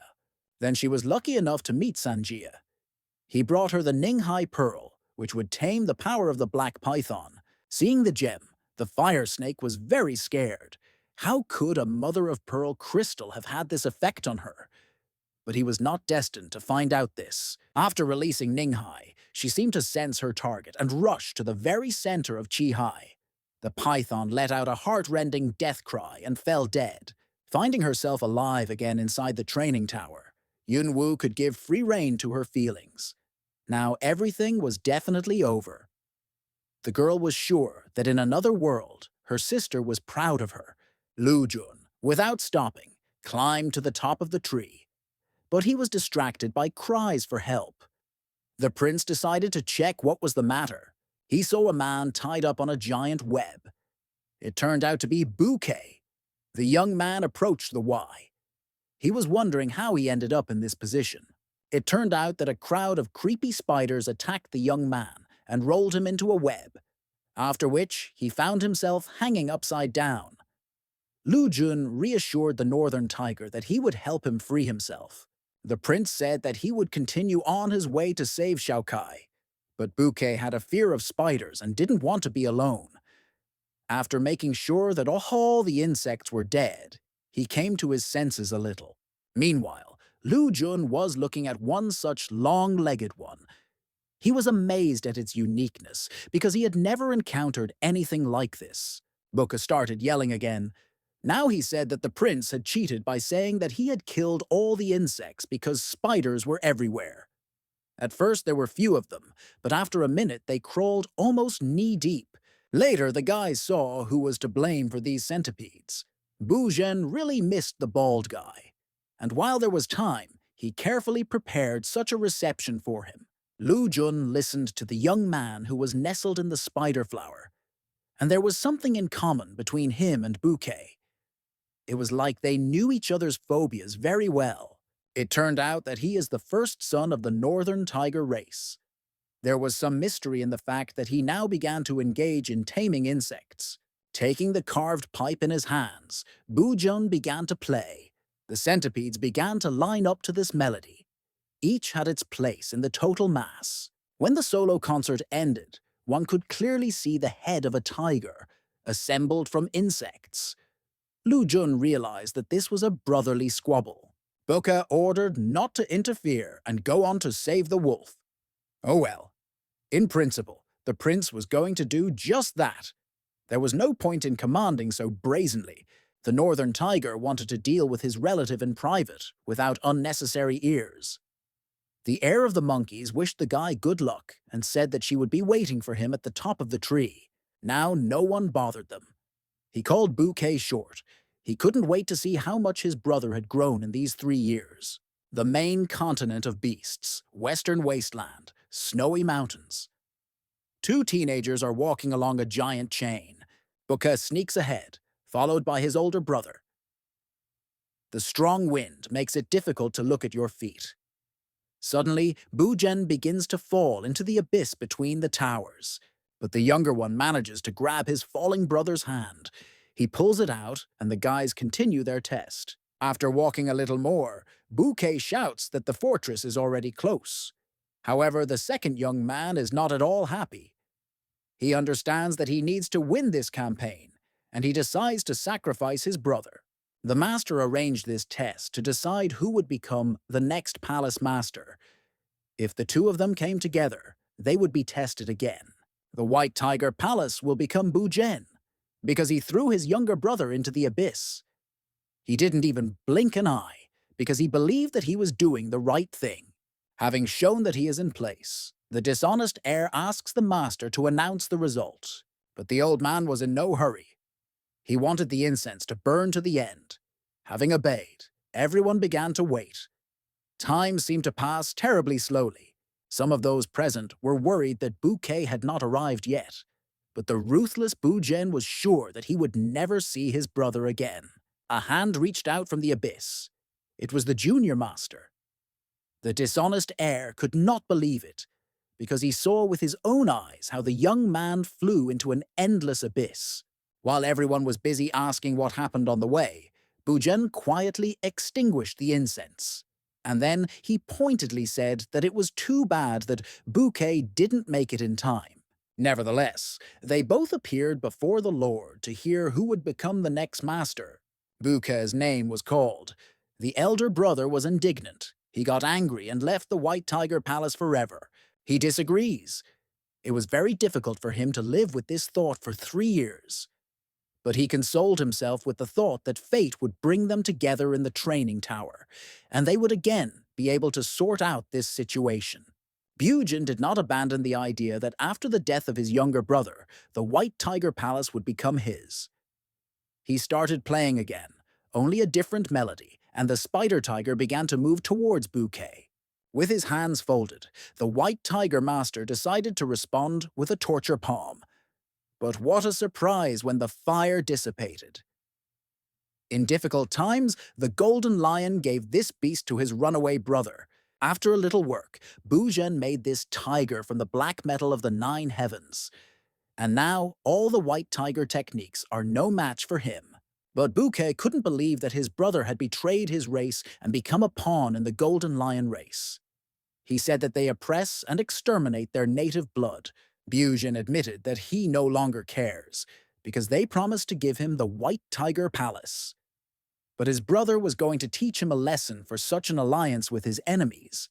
Big Brother was waiting for this. He recalled the small spiders. A huge black queen crawled out in their place. Bouquet tried his best to suppress his fear. Buzhen asked for the last time to remember everything they went through as children, and if he gave up the title of Palace Master, he would live. But he did not agree, realizing that he had always been a burden and the envy of Bouquet. He lost. Tied with a strong, golden thread, he lay motionless on the ground. The mother was approaching him.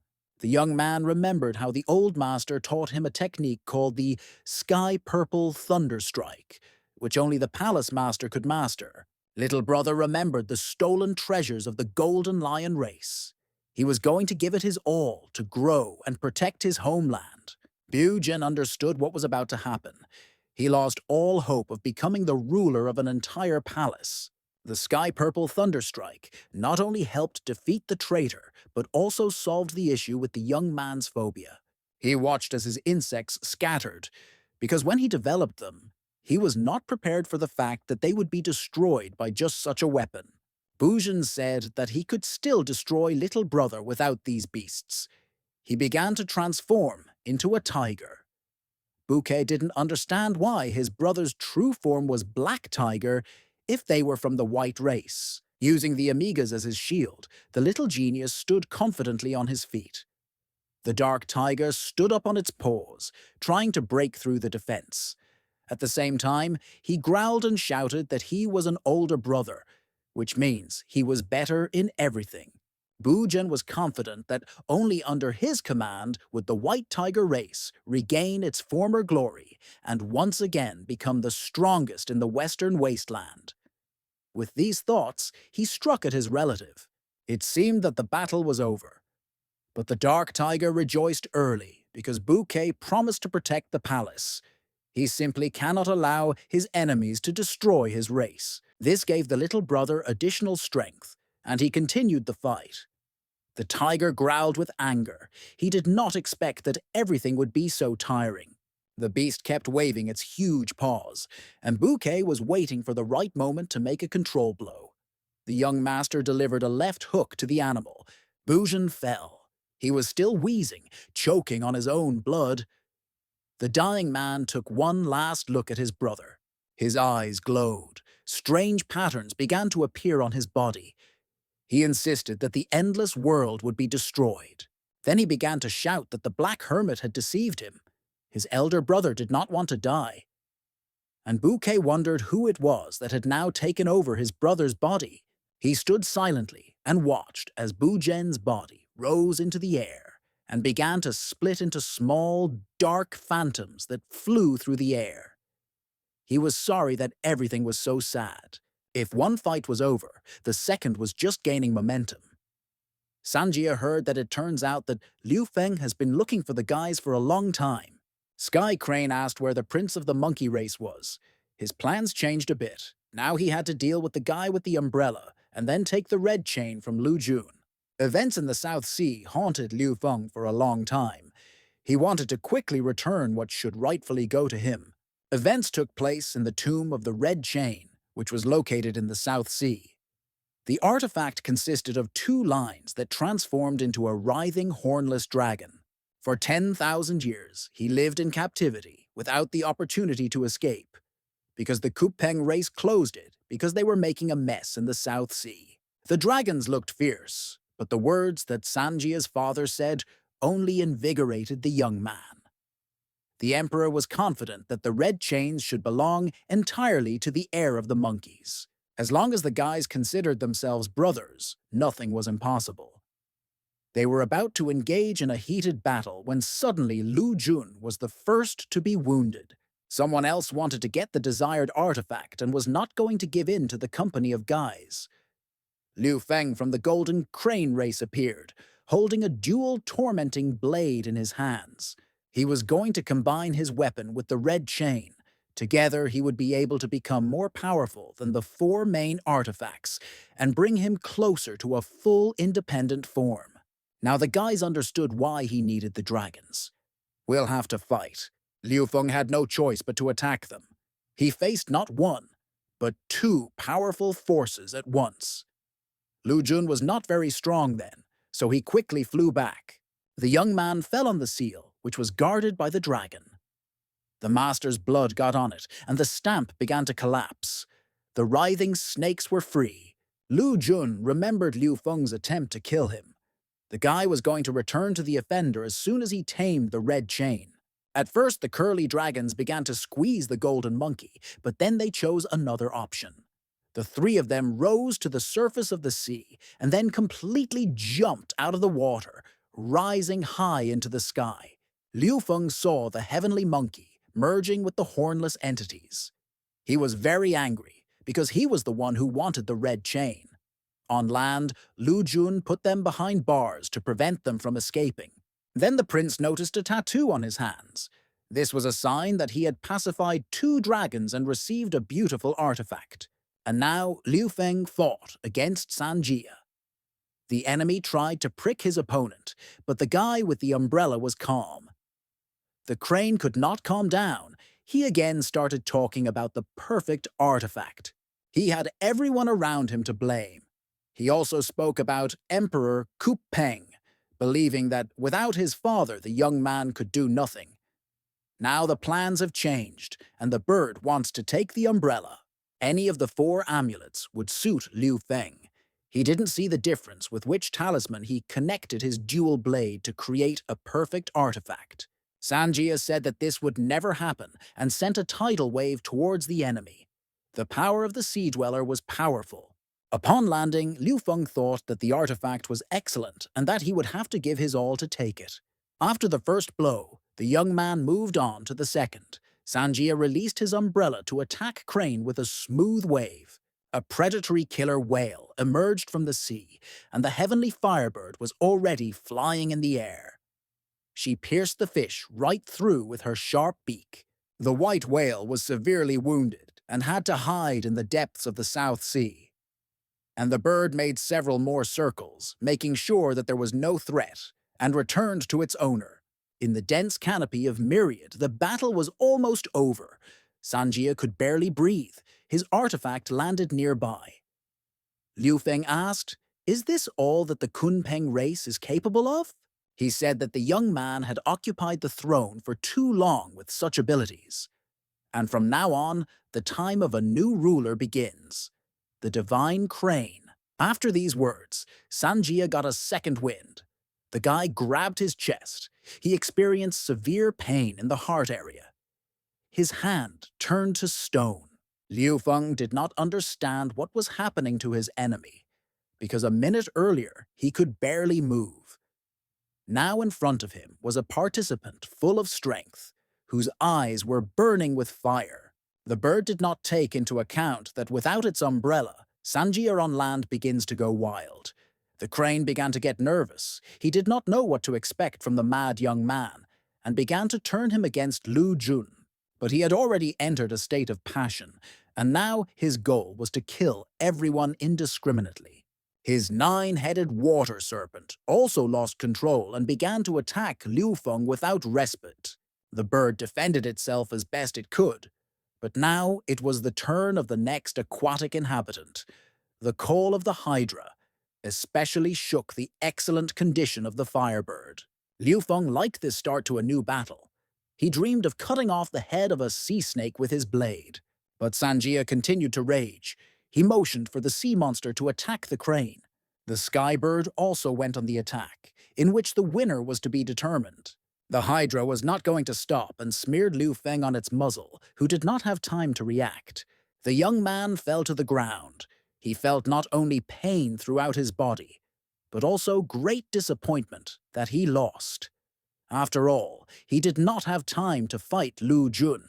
But the distraught Sanjia did not even think about finishing. He was determined to fight to the death. His eyes continued to emit red flames.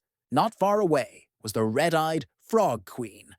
She immediately suspected that something was wrong in the behavior of Prince Kun Peng. The girl didn't know if she could calm him down. While Liu Feng was shouting that he was his opponent, Sanjia switched to Toad. She considered it necessary to use the pearl because the stone was connected with the guy, which means it has the power to return his mind. Yunwu turned straight towards the young man and his aquatic dweller. She threw the magic crystal at them.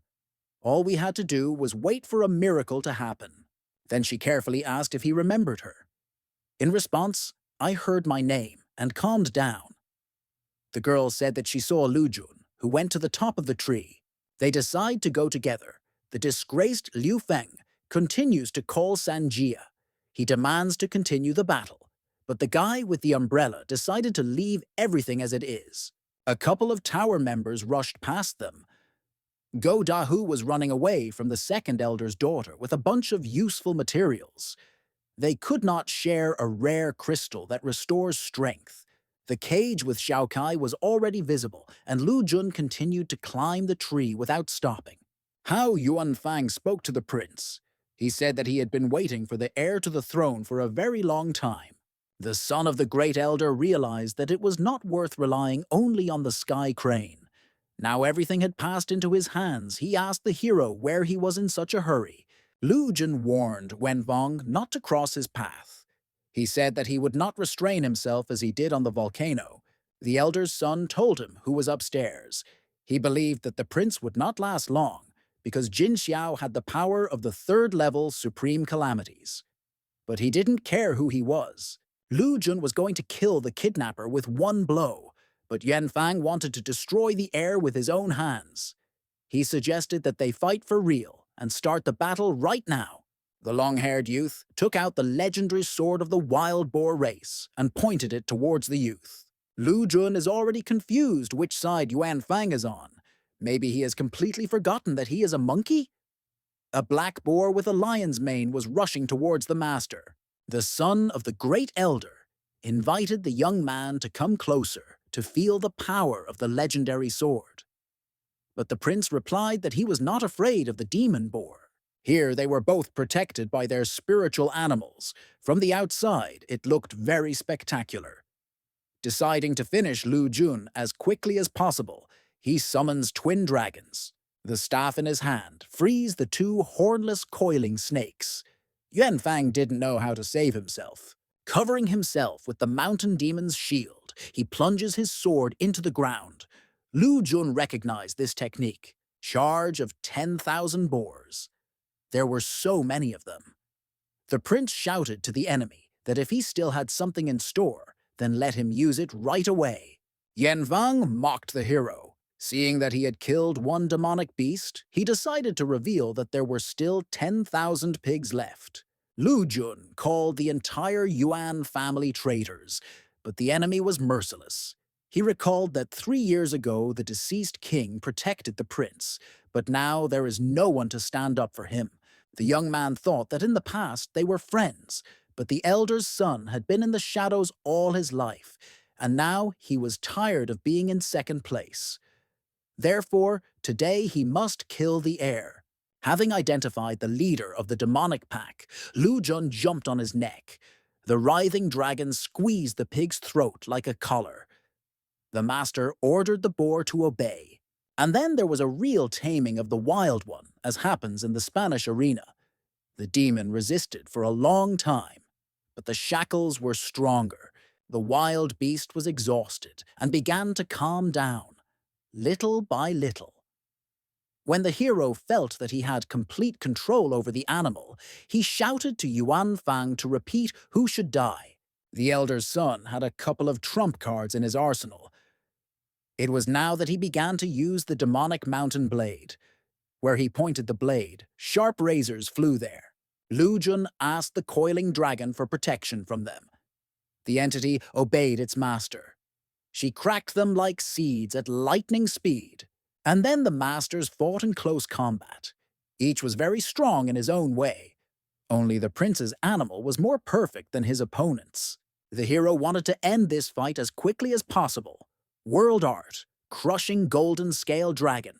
The young man became invincible. Putting his staff to Yuan Fang, he said that even after riding a pig, he could not win. The enemy was in no hurry to surrender. He had pills in stock. The son of the great elder was sure that he would kill the heir. He took a handful of pills and popped them into his mouth, thinking that if one didn't work, then together it would just be a cannon of results. Yen Fang laughed. The Boar King gave him not only a sword, but also the mountain demon armor. He was weak, and therefore could not use this artifact. The young prince understood that his enemy was now above his level. The traitor was eager to see what the young man was now capable of. What is stronger, armor or armor? The fearless hero entered the fight. He believed that if good was on his side, then no evil could prevail. Moreover, he still has to save Xiao Kai. And Yin Xiao was hanging out near the cage with the she-wolf. He looked at the time, which was almost running out, and asked the girl if she had changed her mind and was ready to give up the moon talisman. But she said that he might not even dream of getting her jewelry. Then he bound her hands with magical cuffs so that she could not escape, like during the inheritance ceremony. Now, Xiao Kai knew for sure that the failure of the ceremony, the damage to the moon amulet, and the fact that her sister fell into a long sleep were all the doings of the Golden Lion race. Then Jin Xiao admitted that he really wanted to meet her sister. He rejoiced like a child, seeing that the girl was in great pain, but she could not stand it and began to call her relative. Her call was heard. The cage broke, and Xiao Kai was now free for us. The astonished villain did not understand what was the matter and how she was able to bypass the iron cage of mountain rock. When the bright glow faded a little, he could see the wolf queen in front of him. A beautiful girl with a beast's skull and a mask asked how he dared to offend her sister. Jin Xiao watched this fusion of two souls into one body, something that is rarely seen. He is glad that he was lucky enough to meet the leader of the wolf race, Ling Xiao. She asked how he dared to show up after ruining the heritage ceremony. She assumed that the young man wanted to atone for his sins. The guy thought that she was out of her mind. He did not abandon the idea of taking away the moonstone. Ling Xiao waved her staff and summoned a wolf howl. The villain clutched his black cloud spear and told the Empress that today's battle was the beginning of his path to the throne. He kept shouting that he would take away the moon talisman. The furious strike was supposed to weaken the master's ardor. He flew straight into the clutches of the frost wolf. The Empress did not understand how such an unworthy warrior could desire her crystal, and he had already thrown his spear in her direction. The piercing void throw went through the white predator, but did not reach the queen. She shielded herself from the blow with the moon mirror, which deflected the harpoon. Ling Xiao needed to end this fight. Otherwise, her sister's body would suffer greatly when she left it. She realized that she could no longer control the flesh. Seeing how easily the blow was repelled, he understood how cool the talisman was. And he wanted it even more. The Empress continued to finish off her opponent. She unleashed Storm Strike on him. A little lower, too. Everything was heading towards a denouement. The elder's son wanted to persuade Lu Jun that if he surrendered, a quick, painless death could be arranged. But the prince was not sure that he would die. To begin with, the master chose Shadow Clone. But the enemy was surprised that they were going to defeat him with such weak techniques. Jumping on the demon from behind, Lu Jun realized that he had caught his intentions. Yuan Fang firmly grabbed the youth's staff. This time the heir lost and was thrown onto the rocks. The knight in armor said that he now looks like his late father. Lu Jun realized that the Yuan family was responsible for his father's death. And now they were going to send the prince too, after the Monkey King. The master was distracted from his battle. He saw a bright glow where Xiao Kai was. She's in trouble. Didn't he have time? And she, in the guise of her sister, slept deeply, without even suspecting what kind of war is taking place without her participation. Lu Jun tried to resist the demon's power. The hero felt pain in his hands. His sword was blocked and his hands were broken. Yuan Fang again reminded that the prince could give up. But the young man didn't even think about it, because he made a promise to save the wolf girl, and had not yet avenged his father. Fan Kun seemed to understand that the prince needed help. Lu Jun noticed that the staff had become very hot, and its power was flowing into him. Is he really restoring his body? My hands have healed. The force became even more powerful. The artifact will evolve again, which means the heir will also have an update. Yan Fang had never fully understood how powerful Fan Kun could be. He couldn't understand how the staff could break through to the third level of the Supreme Tribulations. He was going to stop him from becoming stronger. He needed to immediately interfere with the evolution process. But Lu Jun could fight. And the Boar Emperor failed. He could not believe that one of the legendary artifacts belonged to the prince. Yuan Fang believed that the young man did not deserve him. After the update, the golden monkey disappeared, leaving the master alone with the demon knight. The staff increased in size. Now you can beat the enemy much faster. And Lu Jun decided to finish off the enemy with the monkey step. Feeling the power of Fan Kun, Yuan Fang wanted to take this artifact for himself. But the young man wanted to see how he would succeed. And the master cloned again, surrounding the son of the great elder with his own kind. But he was not at a loss, and began to figure out the straight man through extermination. While he was destroying copies of Lu Jun, the young man prepared a heaven and earth strike for Yuan Fang. Fan Kun was now the size of a pole. The young master began to press down the Black Knight with a staff as huge as a battering ram. The ground under his feet began to move apart. He began to lose his armor. The armor, like pieces of mud, cracked and fell under his feet. When Yuan Fang was defeated, the heir asked if he thought things could turn out like this.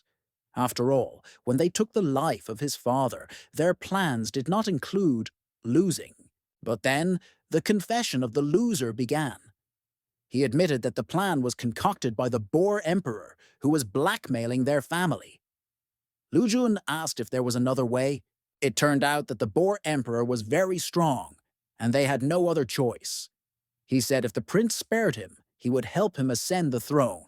Lu Jun refused, because he could cope without his participation. But if he wanted to save his skin, then he and his father would have to admit their mistakes, and he made such a promise with Yuan Fang. After that, the master turned around and walked away. And the elder's son called him to say that he still believed that it was better for the heir to die. He fired a crystal demon arrow after the master. Lu Jun dissolves the dart.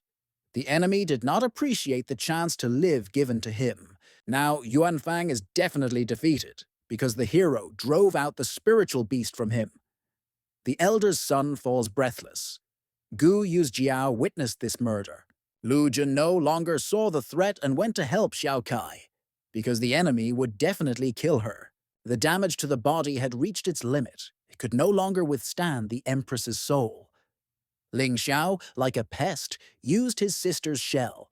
The lion race possessed the seal of terror, and in tandem with the moon talisman, his father would lead the conquest of the entire continent of beasts. He shouted that she was not destined to see what would happen in the future, because he would kill her. But the brave empress was going to prevent this. Ling Xiao protected herself with the moon mirror, and the enemy's spear did not reach its intended target. Jin Xiao shouted that she was injured back then at the ceremony and would no longer compete with his father. He said that his race is the strongest and invincible. The defense was becoming difficult to hold. The girl realized that time was up and the body would soon come under the control of her sister. Now her shield shattered, and the black spear rested on the Empress's neck area. What should we do now? Someone's force prevented me from finishing what I started. Finishing off the Frostwolf Queen was saved by Fan Kun. It was very bright, and Jin Xiao could not see who had joined their battle.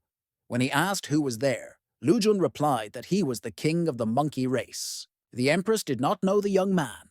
The prince also did not understand where Xiao Kai was, but he saw a familiar staff on the stranger, which means she belongs. It was not the right time to meet. Jin Xiao, seeing the heir, said that he was in the way and ordered not to interfere. But the hero snapped back, saying that no matter what, he wouldn't hurt his friends. The enemy was waiting for a blow, the Golden Revolution. But the enemy wanted more. It seemed weak to him. Ling Xiao decided to lend the moon talisman to the prince, because her sister trusted the young man. Moreover, if she suddenly switches off, she will no longer need it. Lu Jun was confused as to where Xiao Kai had gone, why the Empress had the amulet, and why he needed this decoration. But the girl only ordered him to protect her sister. As soon as he finished, her eyes became glassy, and then the girl began to change her appearance, and finally his old acquaintance was already standing in front of the young man. She was weak. The enemy did not think that the Empress would give her talisman to the heir, but he thought that the monkey race would not be able to protect it. Jin Xiao offered to voluntarily give up the amulet. They tried to break through, one of one, but on the side of the second lion there was a lot of experience of the third level, when the hero was still new to this. Jin Xiao decided to attack the enemy with the Sand Soldier army, but it did not seem like a difficult challenge. Standing in a pile of sand, as if in the Sahara Desert, Lu Jun asked, "Are the mummies of the lion race really that weak?" Then Ling Xiao only replied that heroes are born, and he is very far from him. The master noticed that the sands had become quicksand and were slowly sucking his feet. Everything went according to plan for the opponent. He enjoyed it when he saw that the prince was already waist-deep in sand. Now the talisman is definitely his. When he drowned in the sand, he began to feel like someone's hellish hands were dragging him below. Why is this happening? After all, he still needs to avenge his father and save Xiao Kai. Remembering the moon talisman, Lu Jun decided it was time to try the artifact. A huge white wolf came out to the young man. Ling Xiao decided that the monkey heir was dead and no one could stop him. He looked at his hourglass and realized that he would soon be thrown out of the training tower. But what is it? Lu Jun flew out of the sand. He had returned and was about to fight the second prince of the Golden Lion race again. Fan Kun teamed up with the Moon Amulet. This saved the young man. Ling Xiao admitted that the prince was not a timid person. The enemy begins to invite the guy to voluntarily give up the jewelry. After such a service, they promise to make him the king of the monkey race. But Lu Jun refuses such a deal. Ling Xiao continues to cheat. Now he offers the position of the emperor. But the hero remains unbowed. He does not want to become a traitor or a pawn in the hands of Lviv. And then he began to praise his father, saying how strong and invincible he was throughout the entire continent. But he did not forget about himself, calling himself the best of the brothers. He revealed his plans a little. He wanted to capture all 4 legendary artifacts and create the most powerful weapon against the beasts. Lu Jun said that his plans are very selfish and will remain just a dream. Hearing the insolence, Ling Xiao decides to punish the ill-mannered guy. The invasion of darkness rushes towards the hero. He manages to put out his staff and begins to resist the power of the black spear. Ling Xiao boasts to the prince that his weapon is created from the blood of the legendary beast and is on par with the moon talisman in power. Lu Jun's legs began to give way. Sweat appeared on his forehead. It was clear that it was difficult for him. And always, when he can't cope, help comes. Behind the guy, the Xiao Kai amulet is displayed. The power of the moon talisman began to transfer into the prince's staff. They decided to unite. But will it be possible to defeat your opponent now? It was necessary to try Fan Kun's abilities. Maybe his strength will be insufficient again.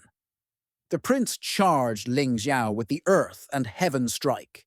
The villain watched as the staff absorbed the energy from the necklace and then blocked his spear. It did not seem like a strong weapon, and he asked where the heir got it from. Lu Jun decided to introduce the Lion Prince to his artifact. Having heard the truth, he wanted to win as quickly as possible. Ling Xiao thought that the gods loved him since they allowed him to find the moon talisman and Fan Kun at the same time. After that, he releases his spirit beast. Lu Jun keeps up with the enemy and calls out the golden armored monkey.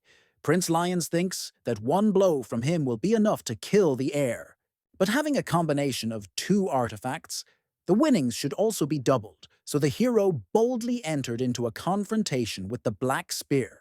Everything ended very quickly. Fan Kun destroyed the mouth and the enemy flew to the side.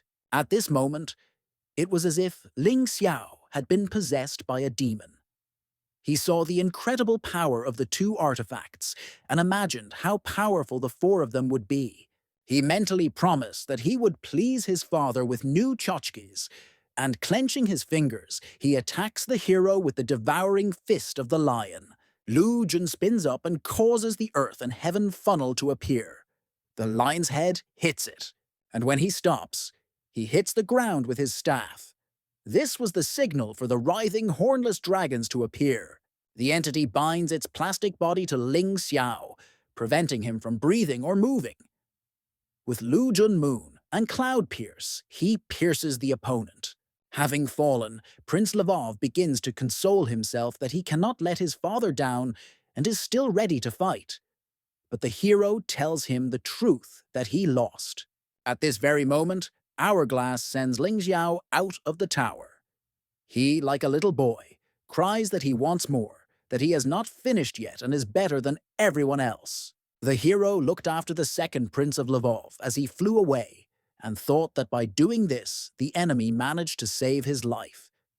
The tree began to collapse, and Xiao Kai was still unconscious. Lu Jun asked for protection from his dragons. He was also worried about his other friends. The young man looked at the girl and was glad that she was safe. He realized that her sister and herself shared one body. He began to pull her cheeks, and the girl came off. Xiao Kai saw the prince in front of her and could not contain her feelings. She rushed to hug him.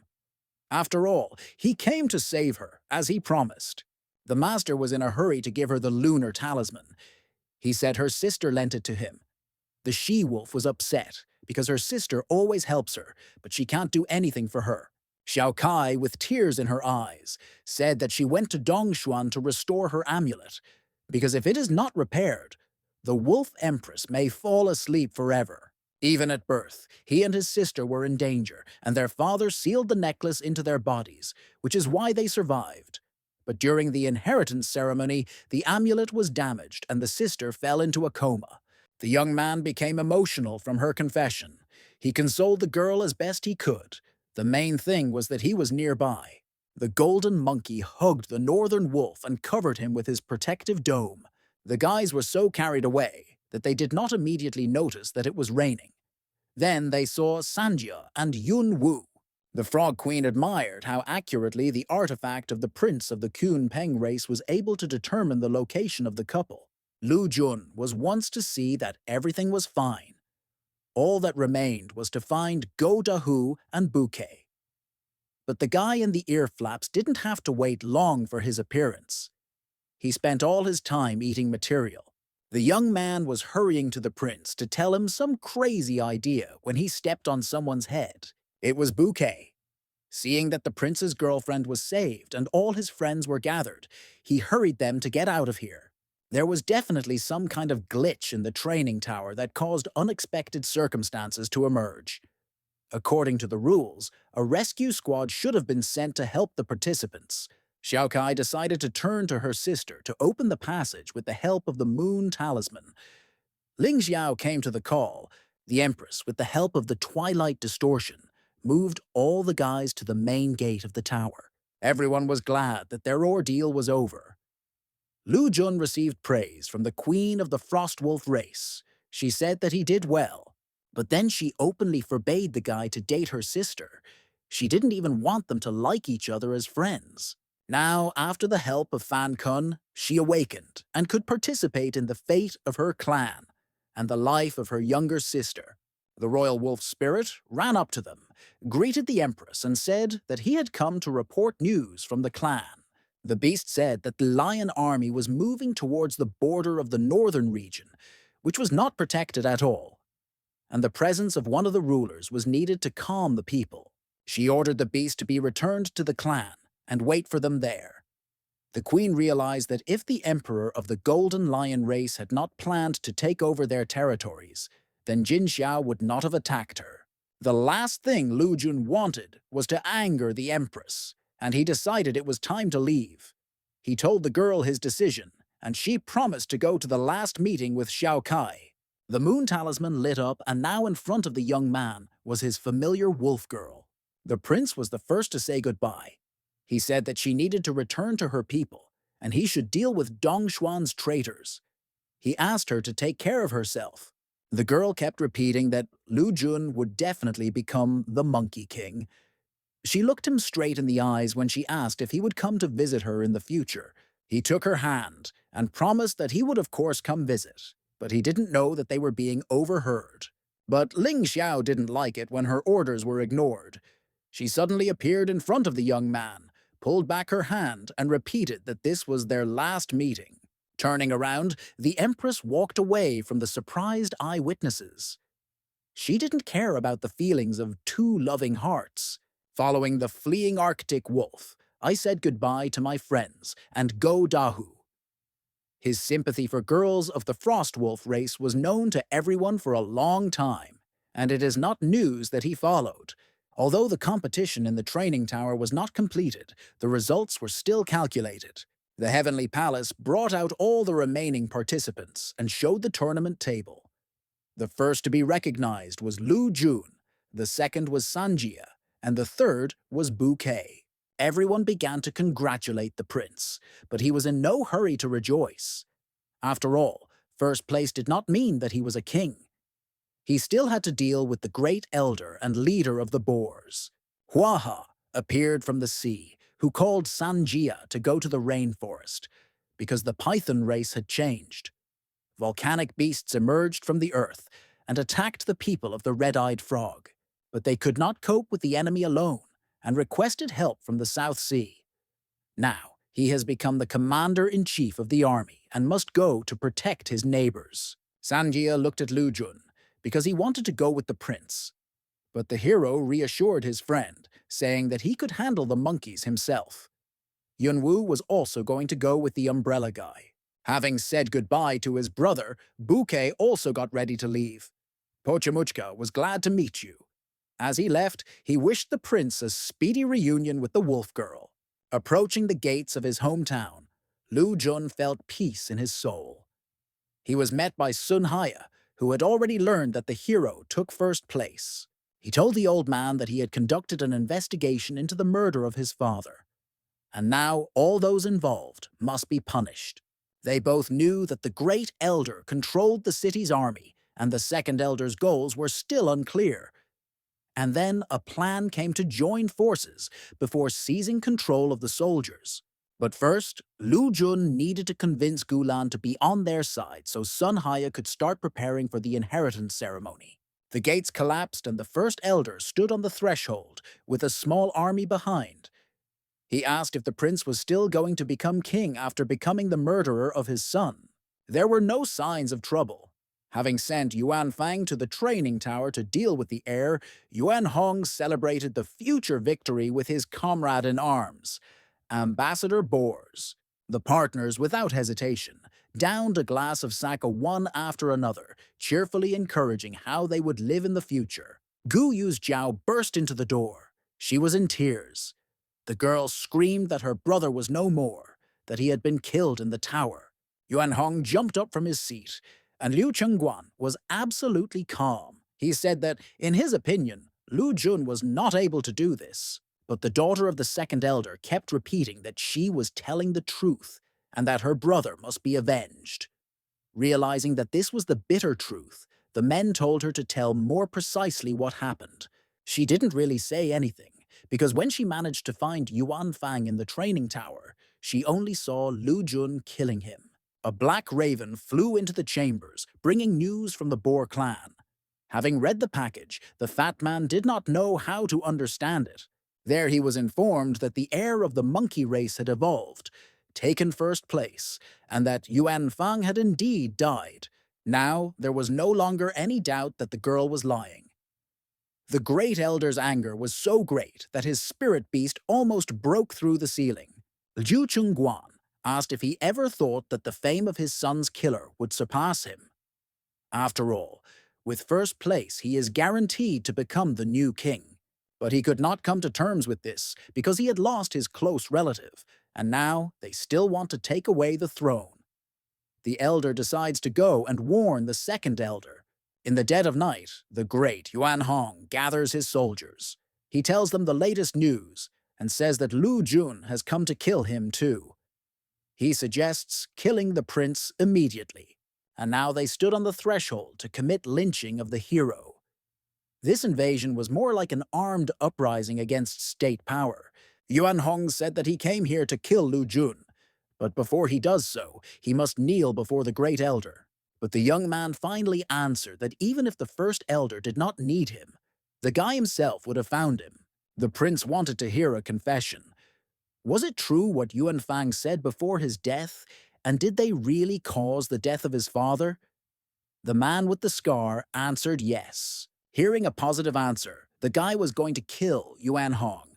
He has already prepared his staff. Meanwhile, at the Gulan Palace, people sent on behalf of the prince had already arrived. He quickly gathers his army, because tonight will be filled with the chaos of battle.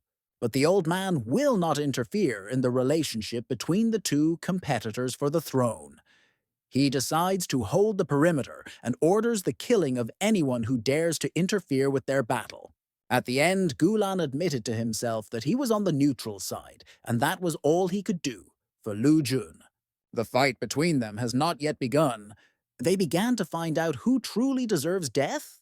Lu Jun considered himself the Monkey King and wanted to avenge his father's death. If he defeats the Great Elder, the clan will support him. But Yuan Hong mocked the guy, because even Emperor Lu Wuji himself died at his hands. Then how could this boy resist him? There was nowhere to run, because there were enemy people around. It turns out there were a lot more of them than he thought. A grunt came from the roof. There sat, always happy, Liu Chengguan, who supported the candidacy for the post of King Yuan Hong. Sun Haya couldn't stand it. He began to express to the elder how he dared to team up with Wild Boar. After all, when people find out, they will not tolerate this. The prince was in agreement.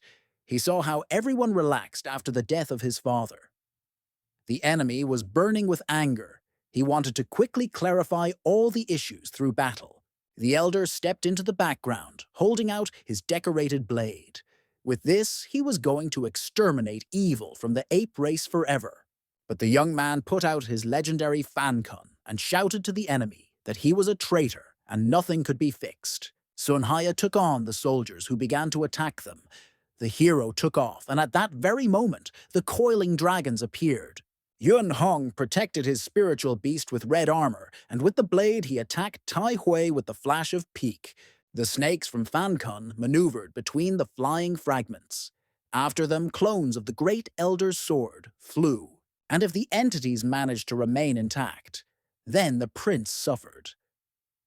Sun Haya was worried about the condition of the heir, but the old man did not have time to help the guy, because he was stunned by Liu Chengguan.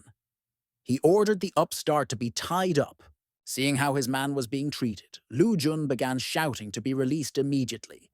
But Sun Haya asked the young man to leave him and not be distracted from the battle. Yen Hong ordered the death of the old man. He wanted not a single devoted servant of the deceased king to remain.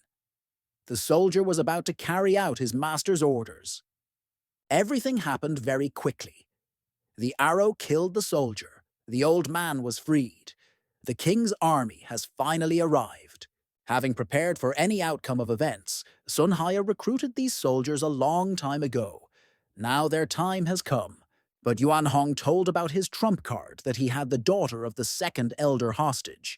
He thought out everything to the smallest detail so that the entire monkey race would be under his control. The enemy said that now no one could save the heir. He then orders the soldiers to kill the young man. The royal army descends to defend. The hero's goal was to fight Yuan Hong, not to destroy innocent lives. The guy challenged the enemy to a duel. When the traitor's army was too close, the guy had to throw everyone back to a safe distance with a world sweep. An elder stood aside and asked Lu Jun not to become arrogant. And then their abilities met and began to oppose each other. The prince learned how strong Aura his opponent, who was at the supreme stage, had. The guy called out to Devouring Dragon. Yuan Hong was shocked at how terrifying the power was in the heir's weapon. Soaring above the enemy, Lu Jun pointed his staff at his victim. He warned that his level could not compare with Fan Kun, hearing that there was a legendary artifact in the battle, and Yuan Hong was left unarmed. Liu Chengguan went to the battlefield. He could not leave his brother in danger. Lu Jun did not hesitate. He unleashed a moon punch on his competitor. The great elder couldn't escape, his eyes radiating fear of Fan Kun. After all, if the young man took the legendary artifact for himself, the strength that Yuan Hong has will be too little to win. He was knocked down, and Liu Chengguan had 7 Fridays in a week. He was no longer in a hurry to help his, brother. He just stood there and thought, if he intervenes, will anything fundamentally change? The fat man slipped and fell flat in the middle of the battlefield. Everyone already knew how cheap an actor he is and how much he values his life. Yen Hong realized that the prince had returned with this artifact when he left the tomb. Taking out a pill created from demon blood, he pops it into his mouth. Before it began to take effect, he managed to tell that the pill was made by the wild boar royal family, and it was hundreds of times stronger than those made by the Yuan family. Lu Jun noticed that not only Yuan Fang, but also his father was addicted to pills. Why did they choose such an easy way to be stronger? It was difficult to determine which of the animals he became like. The body was covered with snake scales. Sharp thorns stuck out here and there. The head was gray and looked like a monkey. Yuan Hong has completed his transformation, and the hero didn't understand why no one needed Fan Kun before, and now, when Lu Jun took him, he keeps getting rid of those who want to fuck him. The mutant was furious. Only the strongest should wield the staff, and he considered himself such. But the young man said the opposite. The animal destroyed everything around. In the past, when the Monkey King chose his successor, Yuan Hong and Lu Wuji were contenders for the throne. But they chose the hero's father only because he was a disciple of the King of the Heavenly Path. But there was a huge difference between them. One fought against the Kabanov Emperor, and the other became friends with his sworn enemy in order to gain the throne. Liu Chengguan was still lying in its place. This way, he could hear the entire conversation of the duelists better. Yen Hong took off saying that he had teamed up with the wild boars to kill Lu Jun's father. The enemy wanted to kill the young man with his improved version of the demonic monkey palm. By the way, Lu Wuji was killed by the same technique. The guy put his staff forward so that the hand could not crush him like a cockroach. It looks like the enemy is really serious and is going to send the hero to meet his father. Lu Jun has no choice but to summon his dragons. The writhing and hornless dragons wrap around the monkey's hand like bracelets, but even they failed to block the attack. After the death of the prince, the great elder wanted to take possession of the staff, with the help of which he would overthrow the Kabanov emperor himself. Now, there was Lu Wuji's exit. It was no longer scary, because the Elder was almost winning. The boar heard Yuan Hong's vile plans, and now the fat man wanted to take Fan Kun away faster than anyone else. The pig jumped up and flew headlong towards the prince. As he walked, he yelled for the great brother to let him help. He wanted to kill the heir himself.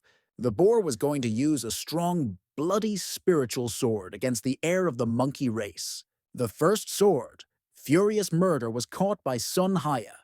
He ordered the king's army to protect his highness and put himself in danger. The tattoos on the hero's hands began to disappear, which meant that the powers of the dragons had ended. And he still didn't know what to do next. The second sword, the destructive cut, kills the soldiers who were recruited by Sun Haya. Lu Jun was still holding Monkey's palm. How the fat man was already nearby and was preparing the third sword for the guy, the deadly assassin.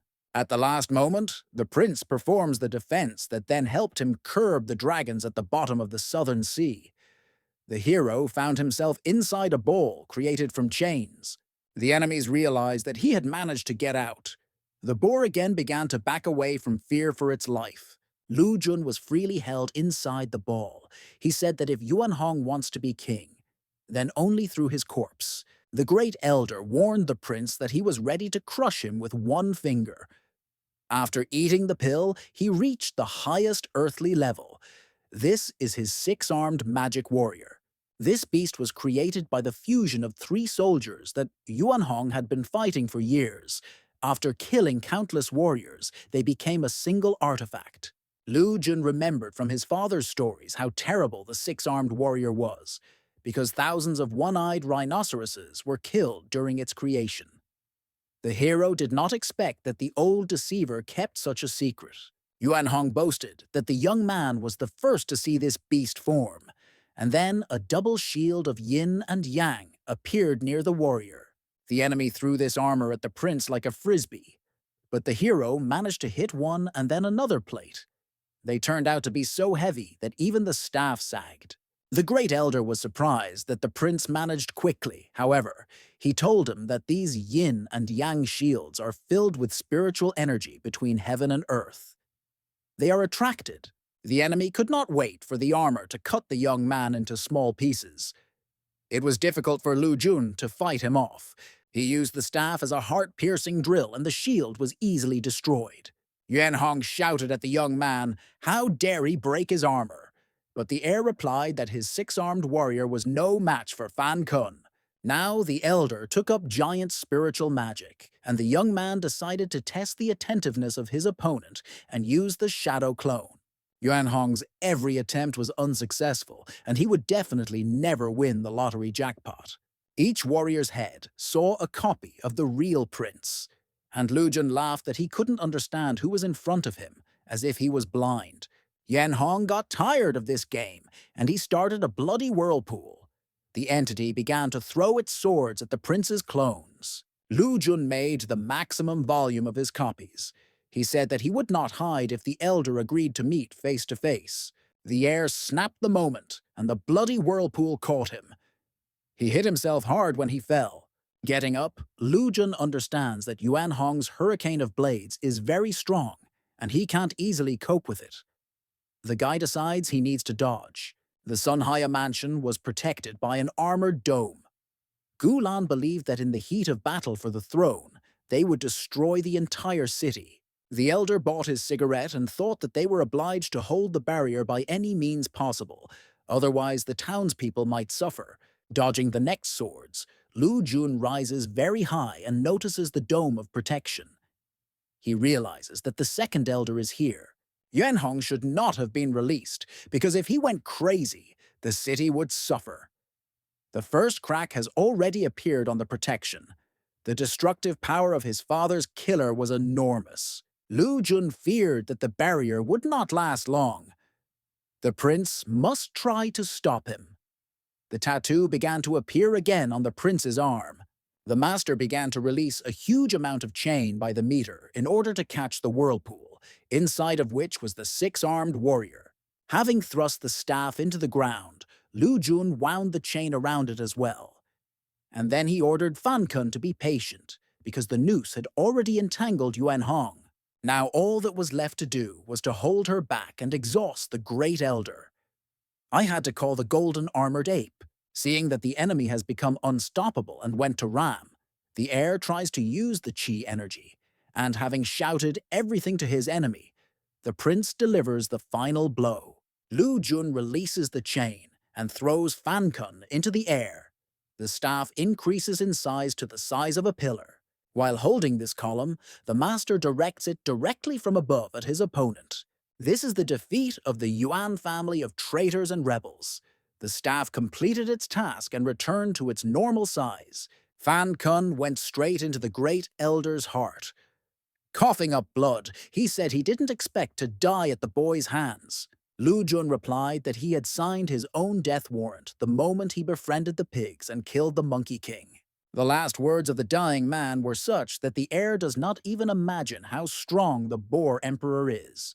4 months earlier, an ambush had been set up near the gate to the family tombs. Once Lu Wuji reached the supreme earthly level, he stopped being afraid of the Pig Emperor. And now his enemies wanted to get rid of him. They figured out that the Monkey King comes to the cemetery every year to honor the memory of his wife. He always comes here alone. Yuan Hong has not seen a better chance than now. It was convenient for him to get rid of the king, because they promised to give him the throne of the monkey race. Coming out of the family tomb, Lu Wuji seemed suspiciously quiet. Lately, he had a presentiment that something bad would happen, and therefore saw a catch everywhere. But this time, his intuition was right. The enemy was waiting for the king, and as soon as he appeared on the horizon, the water dragons almost injured the ruler. Lu Wuji used his staff. He spun it in front of him, but the dragons penetrated in a circle from the king, who surrounded himself with a magic circle. Then Yuan Hong and Liu Chungguan appeared with an army of soldiers. The first elder told the leader of the monkey clan to prepare for death. A fat man at my side was encouraging. The ruler heard that by order of the Wild Boar Emperor, he must die. But Lu Wuji did not understand why his subject was carrying out this order. How long ago did Yuan Hong start serving pigs? He began to shout that the monkey clan from Tongguang had fallen long ago, and now the demonic boar race ruled Dongshuan.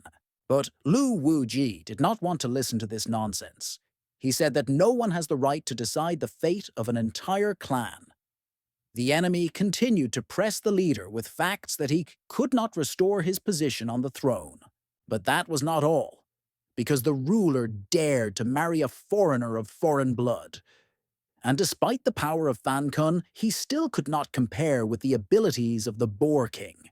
Yuan Hong believed that such behavior was unacceptable for the ruler of the monkeys, and it was unclear why the great king did not choose him to take his place. The elder was already preparing his sword. Lu Wuji had already summoned his spiritual beast. How dare this traitor even say that he will now protect the clan if he is in cahoots with his sworn enemies? Both swung their staffs in unison, the soldiers flying in all directions from Fan Kun's blows. The enemy didn't realize how strong the monkey leader had become over the years. But if Lu Wuji does not die today, Yuan Hong will not receive his throne. The fat man was tired of hanging around on the sidelines, and he wanted to get involved in the showdown between two duelists.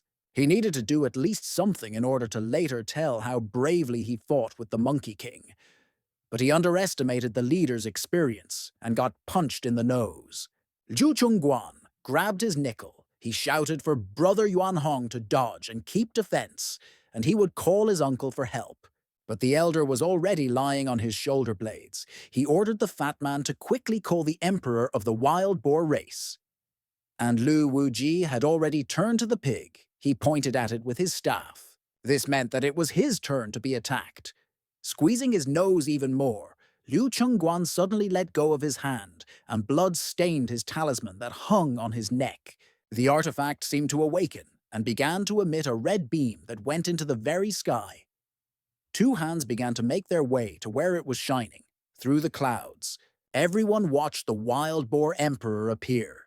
Yuan Hong even bowed his knee as a sign of respect. For the first time, Lu Wuji saw his enemy and the person who ordered his murder. The giant with thick eyebrows asked how the Monkey King dared to offend his nephew. The fat man immediately began to cry like a girl because his cute face was all bruised and swollen. And he also shouted that they wanted to kill him. The Monkey King didn't agree that the Boar Emperor had just broken through to the heavenly stage. Then why would he resist the earthly stage? Lu Wuji guessed that this was a projection of the king. He clarified why the reflection of the pig leader came to kill him if his real body was still on the magic mountain. And Yuan Hong didn't even understand that it was the emperor's fake. He just felt a lot of pressure. Even if it was a projection, it was at the level of supreme cultivation. Hitting the staff, Lu Wuji identified himself. But he is at the lower stage of the supreme realm. Will he be able to stop the enemy from being reflected? Since the time when the great Monkey King Tongguang and a group of the strongest went to explore the endless starry sky and disappeared, the Monkey Clan has ceased to be the strongest race. The demonic boar emperor is now the only one at the supreme realm level. He is simply the god of Dongshuan. The inhabitants became slaves. They were forced to work constantly, humiliated and beaten. Lu Wuji was ready to die, but he would try to liberate Dongshuan's heavens. He gave his word to the city master, the great Monkey King, that he would protect the clan at all costs. The fat man's uncle pointed his index finger towards the speaker, and the leader of the monkeys flew into the air towards his opponent. The beam from Headboar's hand met Fan Kun. The confrontation did not last long. The Lu Wuji artifact began to crumble. Is this really the end? The laser destroyed the staff and reached the king. The red ray passed through the brave and devoted leader of the ape race. He fell on the ground, to the delight of all enemies. At least Lu Wuji did not become a traitor like Yuan Hong and stood up to his opponent alone until the very end. The leader of the monkeys fell on the stones, right in front of the family cemetery. The veins in my arms burst from the struggle with someone else's power. Lu Wuji found the strength to stand up. He was still shaking. There was a hole left in his head from the enemy laser. The finger of the endless magic of the Boar King turned out to be strong. But the emperor was also wounded. His hand became crusty and then completely fell off. Seeing the pieces of flesh writhing in space, Liu Chungguan begins to get angry. Realizing that he now faces an exhausted opponent, he decides to finish off the Monkey King. Yuan Hong was surprised that Lu Wuji managed to injure the Boar King, but he is still stronger than him. Thinking that it was great luck that the rival for the throne would soon die, he waited for his exit. But the emperor did not need his beloved nephew to get his hands dirty with blood. He called the first elder to take what was his by right, which should go to him by right. Yuan Hong said that he has been dreaming about this for a long time. This made Lu Wuji laugh wildly. Do they really think that after his death the city will submit to them? The great elder explained that it was he who would lead the clan. Those who refused to obey would face a painful death. Lu Wuji recalled that he has an heir, Lu Jun. He hopes that under the leadership of the Silver Emperor of the Southern Sea, his son will achieve a lot. The fat man heard the king's words and got angry because the water-old man does not want to communicate with them and mocks the pigs, prevents them from going to sea. He considered his uncle to be the strongest of all. Yuan Hong prepared for the final blow. As a weapon against Lu Wuji, he chose the all-consuming monkey palm. The Monkey King accepted defeat and his imminent death with a calm soul. He believed that his son would take revenge. His words turned out to be true. Lu Jun found those who took the life of his young father. The young man stood by Yuan Hong's body and collected his thoughts to complete the fight. The strong master began to cry for the first time in a long time. He was sure that his creator saw everything. And Liu Chengguan smelled fried again, and he hurried to save his butt. Hiding, He thought what a weakling Yuan Hong was, because he killed the older one, and the younger one was safe and sound. Lu Jun called the fat man. The guy did not forget about him, because Ambassador Kabanov is directly connected with his uncle. Realizing that he was found, a representative of the wild boar race tries to escape, but the master's staff blocks his craft to retreat. Liu Chengguan begins to threaten that if he dies, then there will be no empty space left from the monkey clan, because his uncle is the boar king and he is his favorite.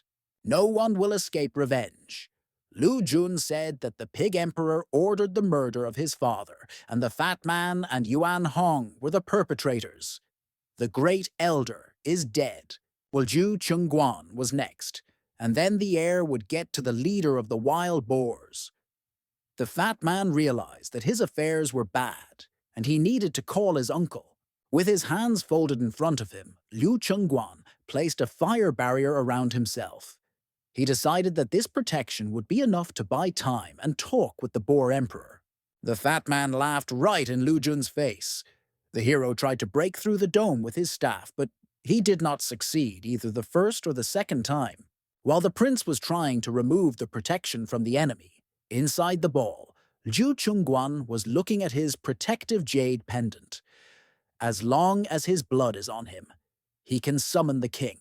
The fat man threatened the young man that when his uncle came, the lid would come to him. And Lu Jun developed a plan to hit the same place, and it turned out to be effective. Seeing that the protection had cracked and would soon be destroyed, Liu Chengguan was afraid, because he did not even have time to contact his relative. Having broken the fire barrier, Lu Jun asked the fat man who could protect him now, and when he fell, he hit his nose and started bleeding. The ambassador picked up his amulet and dropped a drop of his blood. A red ray came out of the pendant and went into the very sky. The sky opened and the boar king came out. Lu Jun stunned the emperor's favorite nephew right in front of his eyes. The heir didn't care who came. Seeing that Liu Chengguan was lying unconscious, the emperor became furious. He began to shout that the entire Tongguan clan would die along with the heir to the throne. This is what the young man wanted, because he would have had no other opportunity to call the leader of the boars. The prince pointed his staff in his direction. The king shouted how Lu Jun dared to injure his nephew, and his cry began to rain down on the air of the monkeys like fire rain. Having driven the prince into a trap, the emperor promised that today the monkey race would cease to exist on the divine beast continent. But Lu Jun didn't just leave the king's threat. He asked again if he would change his mind if he lost. The heir will try to change the world. He clutches his staff in his hands and begins to spin continuously. Having reached maximum speed, the young man breaks the fire rain.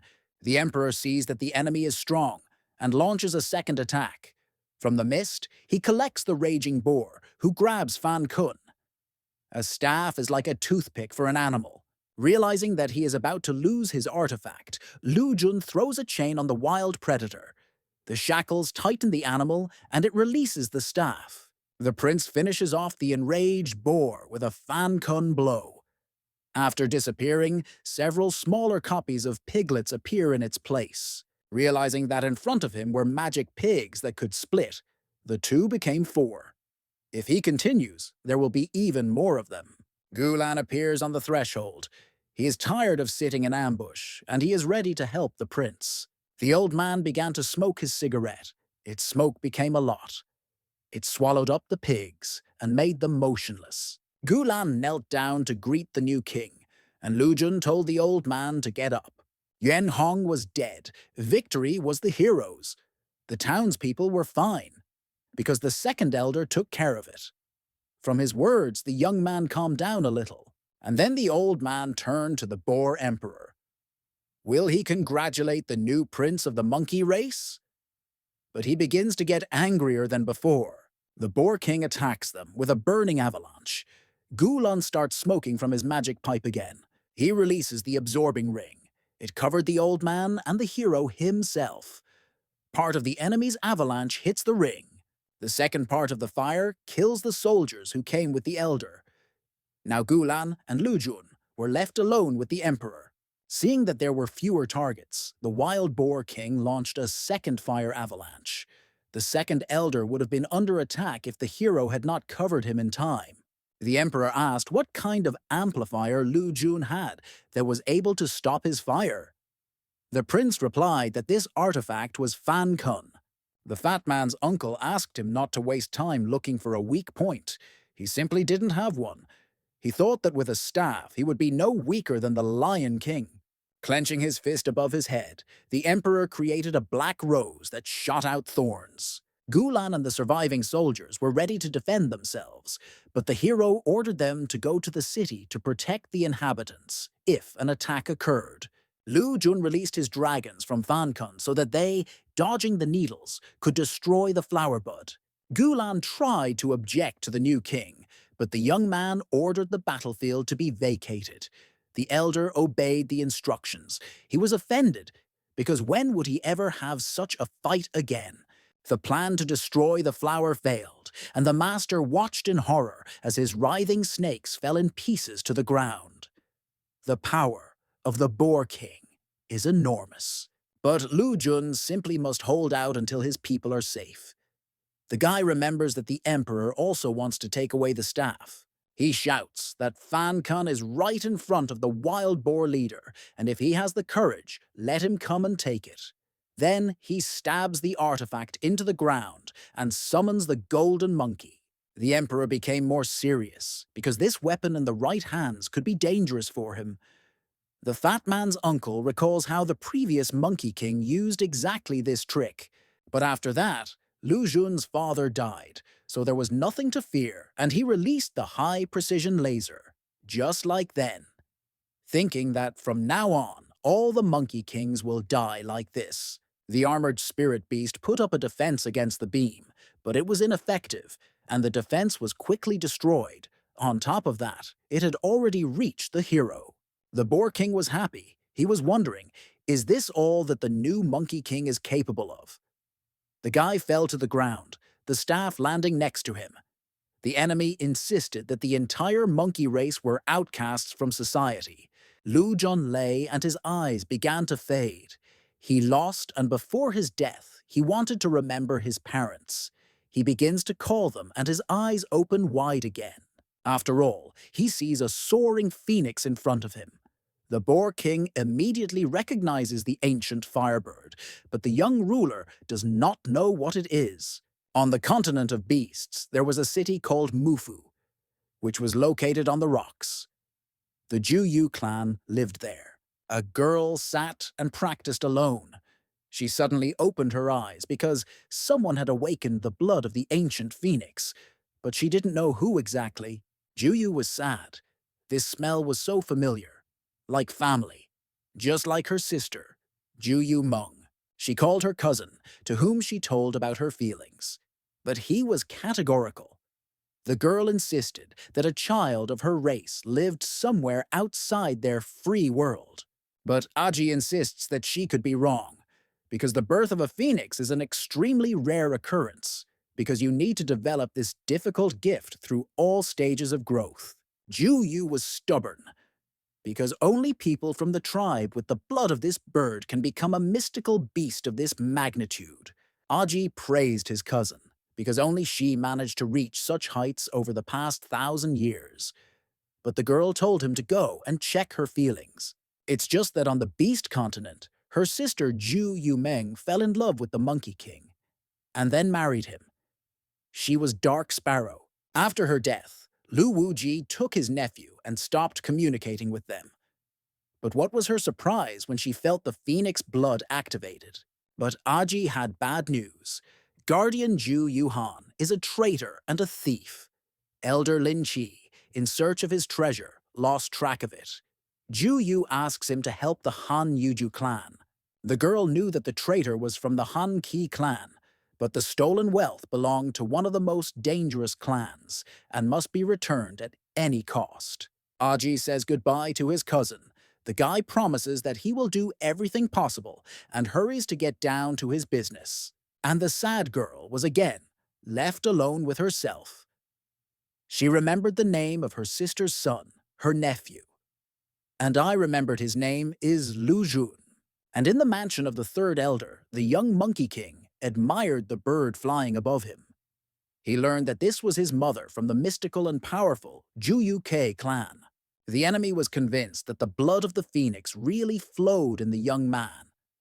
The birds are very strong, and he also knew that the ancient clan was the right hand of Muzun. This situation seemed funny to him. Lu Jun gained strength and stood up. The guy threatened the enemy that he was the son of his great parents, but the emperor didn't care. He was going to kill the young king, and when he's dead, he won't tell anyone who he really is. The prince again summoned the spirit beast. He shouted that his father's blood allowed him to move mountains and fill the seas, and the genes of his mother, who was the proud daughter of the Juyuke clan, allows him to rise from the ashes, which makes him immortal and invincible. And when the two bloods united into Lu Jun, his wounds began to heal, and his strength to recover. Oh, and the guy didn't envy that the emperor was lucky enough to meet him. Now, the young master had a pair of black wings on his back. He was going to finish off the chatty villain. Now, it was not difficult for him to reach the Pig King, and Lu Junwu used his sparrow wings to get rid of the emperor's clone. With his staff, the heir to the ape race swung and hit the fat and clumsy pig squarely in the face. Several of his teeth were knocked out. The Boar King became very angry, and Lu Jun felt within himself an unprecedented power and influx of spiritual energy due to the mixing of the blood of the golden monkey and the dark sparrow. The young man touched his animals. He was interested to know which branch of the blood went to him. Once my mother told me that there are 3 directions of the clan. When he was a child, his mother died, and his father's heart was broken. He raised his son alone and completely lost contact with his wife's family. The emperor shouted that Lu Jun had become very arrogant, just like his father. He didn't like being looked down upon. Realizing that everyone from the monkey clan was like this, the fat man's uncle was going to kill the young man. The king's image took on the head and body of a pig, and he summoned the destroying fire palm, which he sent towards the young king. The master, ready for battle, flew towards him. The hand overtook Lu Jun, and they began to fight. The emperor's brush was stronger. It almost brought the hero closer to the ground and was about to crush him into a cake. Pig boasted that he was the great emperor of the entire beast continent, who could destroy a rebellious city with one blow. He watched as his opponent collapsed in a pile of stones. But the young man gets out of there. He is still alive and will never allow his hometown to be taken over. The emperor saw that the demonic fire palm was unable to kill Lu Jun. He needed to use something stronger. The Wild Boar King had a remedy in his arsenal, but it would have greatly damaged his body and internal condition. He had no choice but to use it. By placing both hands in front of him, the fat man's uncle caused the death demon fist to appear. Lu Jun coped with the palm. He was not afraid of receiving a similar blow again. The prince threw his staff into the air, and Fan Kun increased in size. Picking it up, the hero faced the demon fist. There was a bright flash, and then a flash. From such a blast wave, the young king was thrown to the ground and was wounded. The Boar Emperor watched as a space rift formed where their blows collided. He should be wary of this kid, because he's just something. Pig reminded that his shadow clone was also at the Supreme Realm level, but the difference in their strengths is still very huge.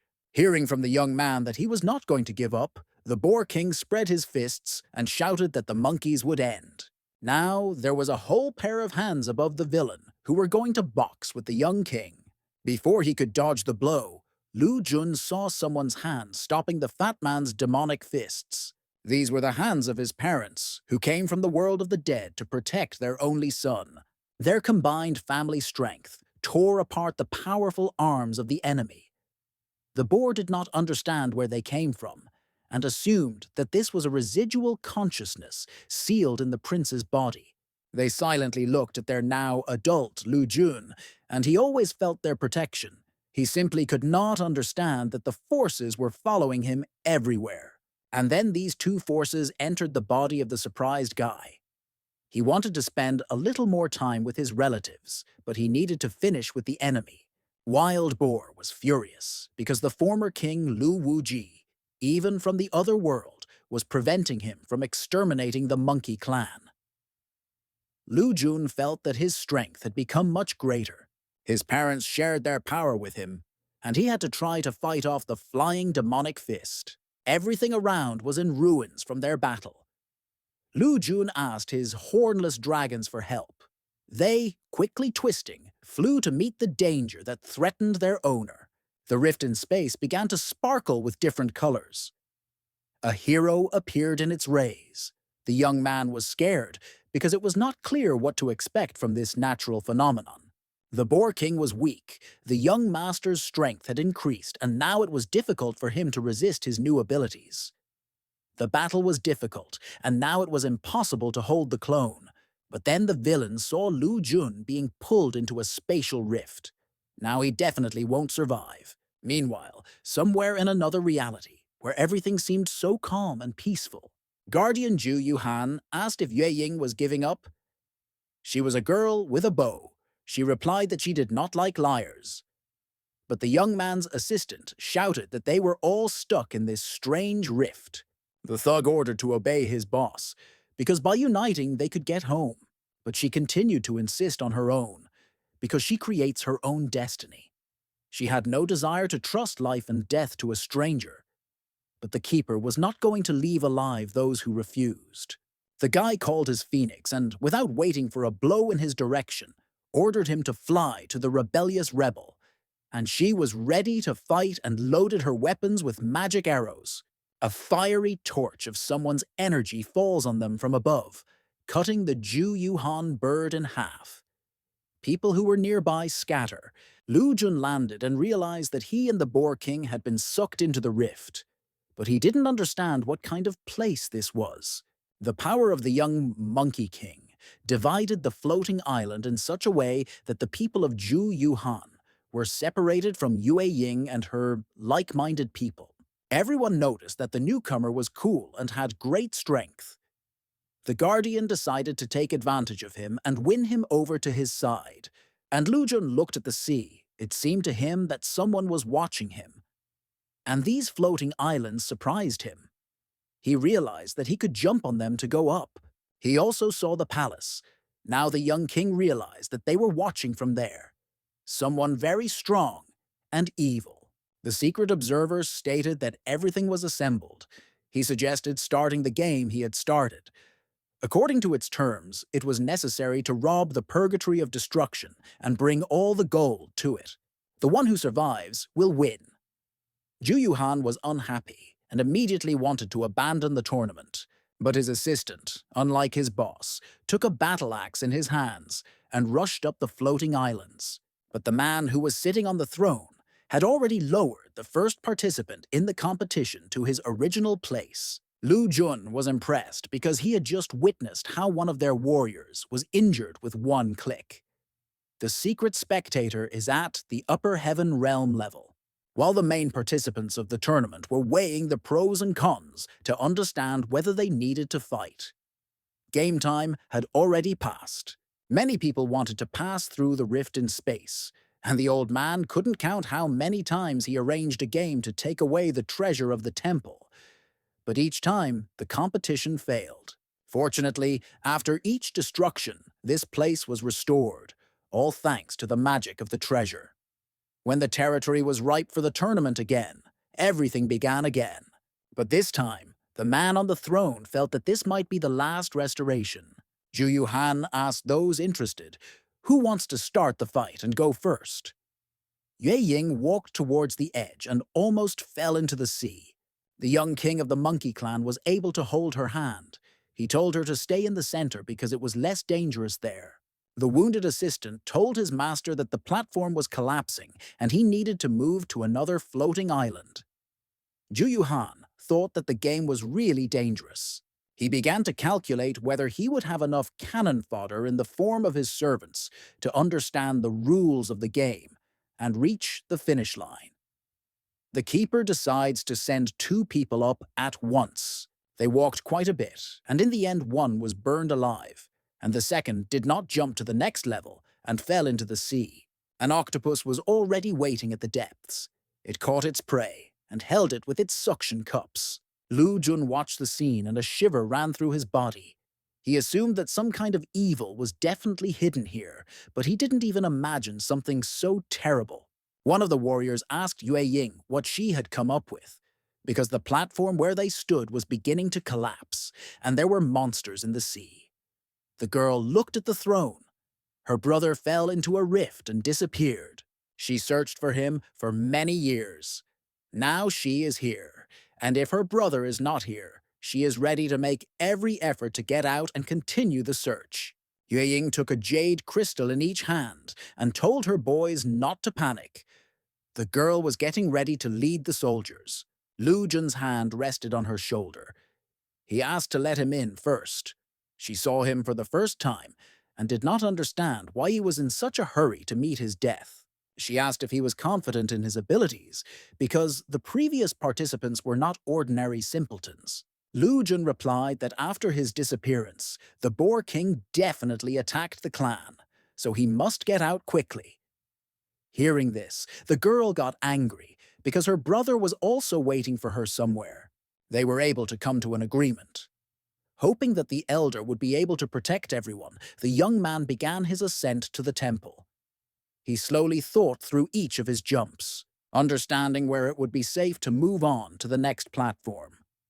But there were also failures that we had to endure so as not to become food for the giant octopus. But the sea animal was watching the prince, and the next time he jumped, he caught the guy's body. Lu Jun feared this more than any other obstacle. But then Yue Ying, who was following in the hero's footsteps, intervened.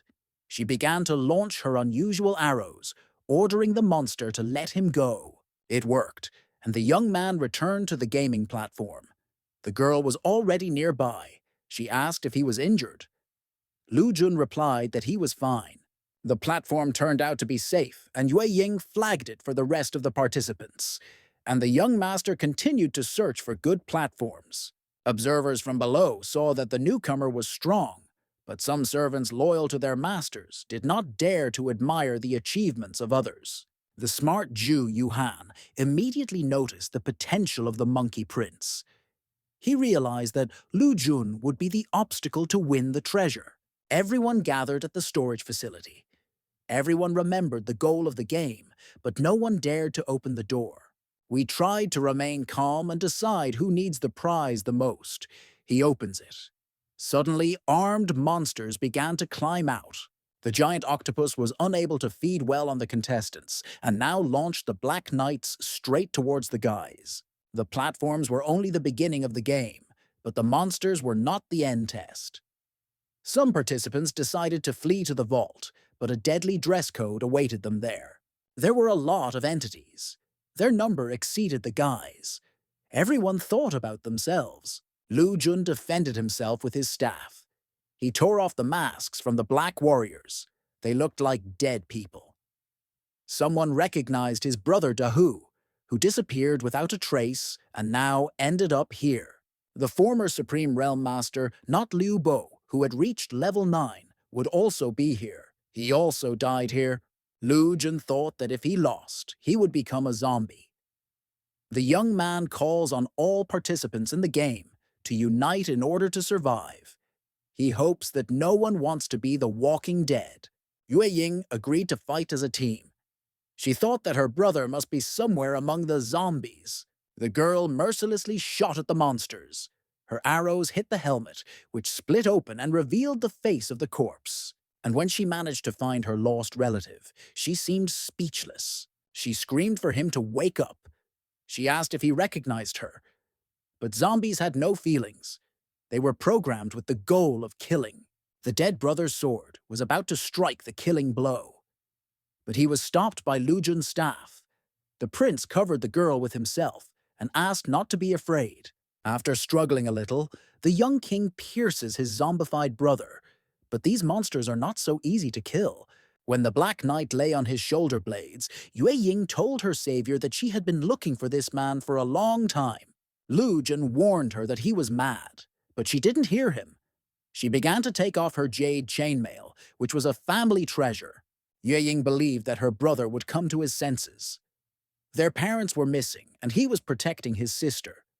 He was always there, and when leaving he told me not to take off my protective vest until he returned. The girl recalled her entire childhood and brotherly care. Yuke always supported and protected her. Now it's her turn. The chainmail fell on the zombie, and black smoke began to come out of the young man. The guys waited patiently for the result. Yeke stood up and saw his family legacy for himself. A familiar voice called to him and he turned around. Yue Ying cried. She said she had been looking for him for 3 years. And he stood and laughed, saying that he had found night flowers for his little sister. A sea octopus has already appeared on the surface. He almost killed his brother and sister with his tentacles. Yue recognized the monster. He shouted that this creature had killed him. Yue Ying boasted that she had already grown up and would now protect him. But I got nervous and missed a blow from the sea reptile. But the brother was always ready to protect his own blood. He offers to go to the temple. Their salvation is there, and they can simply take refuge. The goal of the game was there, but other participants only joined the ranks of the Walking Dead. But what to do? Die from the tentacles or go against the green flame? Yuke, as a knowledgeable member, said that only people with a strong will and fast regeneration are capable of this. But no one wanted to die here. Lu Jun decides that it is better to act than to quietly wait for the octopus to get to him. The young man decides to go and open the door. The young king touches the entrance to the vault and is enveloped in green fire. The flame began to burn the hero's life force. He continued to push the door, but it did not budge. If he doesn't stop, he'll just burn out. Since the power of the bird clan awakened in the young man, his stamina and spiritual strength are quickly restored. He sets a goal: to open the door. Zhu Yuhan decides to help Lu Jun, because it just so happens that he also needs to enter. But the leader of the monkeys himself will not cope. While straightening the ice bird, the guardian ordered her to help her break through the fire.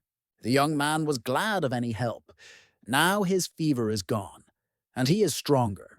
The door to the temple opened, and the participants could see a staircase illuminated by torches. Zhu Yuhan was already standing behind the prince. With words of gratitude, he jumped over the young master and entered the palace first. Lu Jun looked after the fleeing guardian and thought that even in the team there would be rats. The guy tells everyone to come inside. While there were many torches all around, there was an altar in the center of the hall. Where is the treasure then? Lu Jun realized that Zhu Yuhan. So why then did he use it and not open it himself? The keeper replied that the prince would still be useful to him, because the game was in full swing. The last to enter the sanctuary are the brother and sister. The young man took the girl inside and returned to the street. He wanted to defeat the sea giant, because he took away many famous participants. Thus, he decided to take revenge on the monster. The animal was incredibly strong, and he turned out to be more agile, grabbed Yue and began to drag him into the sea. The guy shouted at the girl to close the door, otherwise the furious beast would climb into purgatory. Yue Ying was about to intervene because she had only just found her brother, and now she simply would not forgive herself if she lost him again. The young man did not allow her to go out, because then she would become a zombie. She was not afraid of death. All she wanted was to die, but to be with him. Yue couldn't let his sister become the way he was. The young man took out the night flower and gave it to him. The guy's last words were that the girl should not be afraid. He will always be there. And then the door slammed. She began to panic. She ordered the gates to be opened. She wanted to follow her brother. But the green dragon appeared, and Lu Jun was in his power. Through the pain, he said that she should not dare to go out. It was dangerous there. It would be better if she lived. Then her brother's sacrifice would not be in vain. He needed her help, but the green animal swallowed the young king right in front of Yue Ying. Once inside, Lu Jun sat on his staff. The sea was all around, and his spiritual power spread across the waves. How did it happen that he was consumed by green flames and ended up here? The young man knew that when the level of ability reaches the supreme realm, then spiritual power becomes like an endless sea. He stood up and looked into the distance. There was no end in sight. Lu Jun realized that the golden ocean was his endless energy. But his idol was Muzun, so after the highest grade, he was going to become a great world master. But an uninvited guest invaded his sea of energy. The green fire dragon was simply chasing the young ruler. How dare the enemy appear on his territory? The guy called the golden demon monkey and ordered him to destroy the snake. The armored animal caught its victim and began to tear it into small pieces. So far, there is nothing left of the fire dragon. Lu Jun had a hard time destroying the enemy. Maintaining this form requires a lot of spiritual strength. And if the young man thought that it would end with one lizard, then no. He had to forget about resting and recovering, because he was attacked again. Numerous monsters were flying from the sky. No matter how many there are, we must fight. Lu Jun jumped on the head of his armored monkey. The guy was preparing to fight back. But a flock of beasts simply cut his spiritual animal, and the young man fell down. He began to descend into the sea of his energy. The hero did not understand whether he was dying or not. He didn't want to end up like this. She will never allow herself to do this.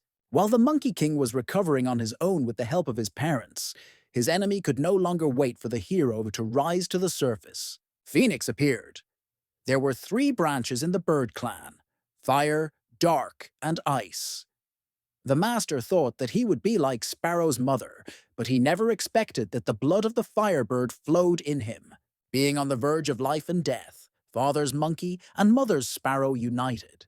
They evolved into the golden phoenix. Now the king of the monkey race felt real power and was about to eat the little dragons. Having finished with the enemies, he sat down on his staff. Phoenix also exhaled. They were both overtired. From the side, he heard a child's voice asking him to play with her. The little girl did not allow him to rest. Where did she come from? And why did she need to tease the hero? The restless child demanded that the master entertain her. The little girl laughed and jumped around Lu Jun, and when she waved her wooden stick, there was a mini dragon on it. The young man was so angry because he almost died from this creature. He grabbed the kite with his bare hand and began squeezing until it burst. This made the little girl very happy because Lu Jun received an electric shock, and now he smelled like fried chicken. He took the cane from the girl and began to scold her. The child just wanted to have fun with his brother. But he turned out to be so cruel.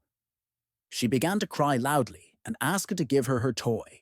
Frightened that she will not stop crying, the hero decides to return the stick, but the reed began to increase in size. What's happening?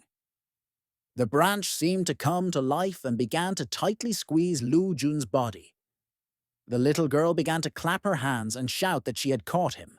The young master's patience ran out, and he decided to deal with the girl like an adult. But first he wanted to know who she was and what she needed.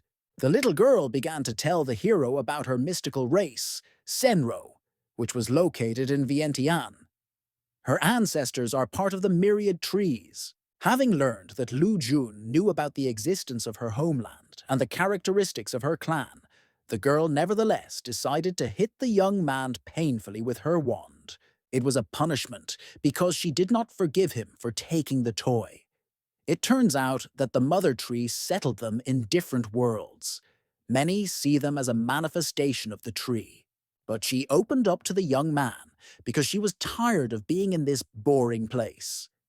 She asked Lu Jun to help her get out of this world and into another. But the young man did not want to get involved in this story, because then she would not leave him at all. He came up with the idea of saying that she was strong and could handle it on her own. But she cried again. The baby tired Lu Jun even more than the fire dragon. The girl admitted that she was afraid of the giant octopus that lived outside. She insisted on help, hinting that she was still a child, And in addition to the sea monster, the bad old man on the throne wanted to get her. The Monkey King was pretty tired of hanging around in the grip of wooden branches. He tried to find out why he needed to help her, but she had something to offer in return. The little girl promised that the guy would receive a reward when he got her out of here. She moved her wand, and the branch released Lu Jun. He did not have time to prepare, and fell painfully onto the island. The child jumped on top of the prince and screamed that she would make him mega super duper strong. It sounded funny, but thanks to these emotions, a tree began to grow from the ocean of spiritual energy. Monkeys sat on its branches, and the golden phoenix sat on the top. She said that she would improve the young man's physical fitness using the fire of life. Lu Jun thought that he would indeed become stronger. The girl unexpectedly said goodbye, and the king returned to purgatory through a pillar of green fire. At first, Ju Yuhan thought that Lu Jun had died, but when I saw the golden phoenix nearby, I was very surprised. After all, their clans have been fighting for a long time. While the guy is vulnerable, the Guardian decides to kill him, because if the others come, it will be impossible to win the game. Yu Ying rushed to Lu Jun's defense. She pointed her weapon towards the attacker and said that she would not allow the prince to be harmed, but he ordered not to interfere, otherwise she would also die. The guys were also attracted by its green glow, which was placed parallel to the hero's fire. This was the treasure that the old man asked to take. Some members felt great spiritual power, and Ju Yuhan had his eye on the treasure.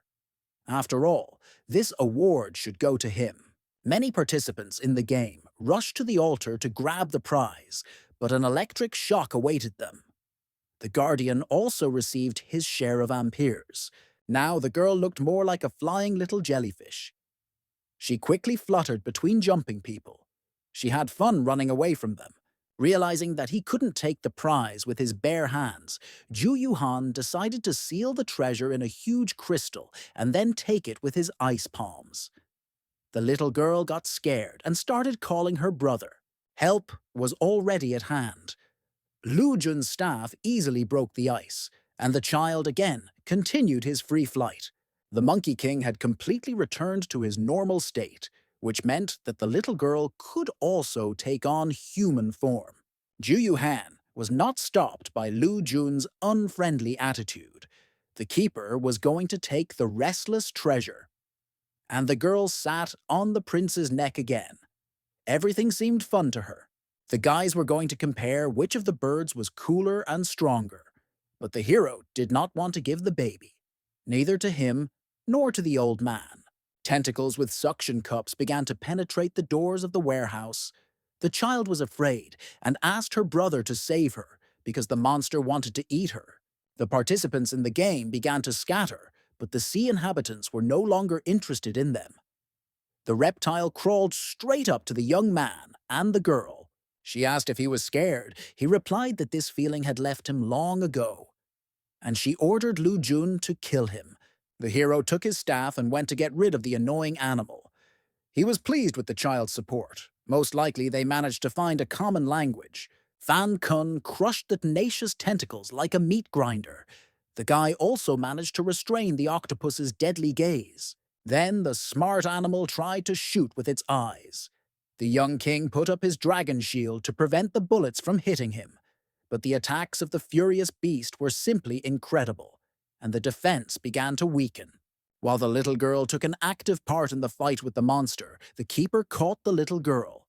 She completely forgot that she had to fear not only sea animals. No continent has ever seen such pestilence. The baby was loudly hysterical and waving her arms. She demanded that the scoundrel let her go immediately. Turning to the offender, who was just thinking about how to use her, the girl released green exhale at him. So she took at least a little revenge for the fact that he prevented her from finishing the fight. Meanwhile, Lu Jun flew past them. His shield was finally destroyed by the enemy. The bullets flew after the hero, and one of them hit Ju Yuhan. He found himself on par with the young king. Now, they just had to become a team, because the sea monster was already holding the small prize. The child frantically screamed for her brother to save her, and he rushed to save, and the guardian followed him. After all, he refused the prize for the game. But none of them managed to save the little girl. The giant octopus threw it into its toothy mouth, after which the beast began to change. He had legs and arms, and only his head reminded him that he had previously been a sea reptile. His roar swept through the temple like a wave and swept the guys off their feet. They both allowed the fierce beast to absorb the energy of the small seed and now watched as it evolved. How can they now defeat this most powerful enemy? A very difficult battle lay ahead. To even save their lives, they had to come up with a plan. Lu Jun decides to take the initiative and asks Ju Yuhan to distract the beast, and he himself will try to get closer to the enemy.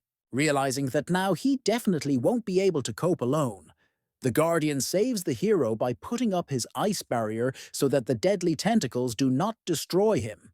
Meanwhile, inside the furious beast, a small baby was hanging on chains. She felt bad, and, as always, called her brother for help. Lu Jun felt that the child was alive, and his plan was changing. He suggests attacking together. But the second one doesn't like this option. He doesn't want to help the hero at all. The Monkey King warns that the shield will not hold up for long, and it is time for him to go after her. Ju Yuhan decides that the time has come and pulls out his trump cards. The Guardian covers the prince with a shield of crystals, and Lu Jun flies straight towards the head of the giant octopus. Having reached his goal, the young man begins to shout to the entire temple about who his parents are and how he managed to achieve such valuable abilities. The prince remembered all his achievements and bright battles. He summoned his writhing, hornless dragons to temporarily crush the enemy. The rest of the participants froze. They finally understood who they had to compete with. But Yue Ying listened especially carefully, and with the words that he would never give up, the hero stuck his staff into the beast. There appeared a hole into which he could stick his hand. Inside the furious beast, the girl saw someone's palm. The baby was very happy because it was her brother who came for her. Lu Jun pulled the baby out, and she never stopped thanking him for her salvation. But for some reason, the guy didn't show any emotion on his face. But the monster was still alive, and they were in danger. The prince took the child in his arms and decided that it was time to end the fight. He summoned his staff. The furious beast screamed loudly. It was his last breath. Fan Kun pierced his head to render his control room permanently inoperative, and the prince went down safely.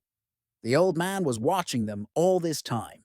Once the danger was over, Ju Yuhan returned to his task. He imprisoned the Monkey King and the girl in his freezing lattice. Lu Jun began calling the keeper a dishonest participant in the game, but he replied that he did not intend to be friends with anyone. After all, the game is not over yet. The guy held the ice pearl in his hands.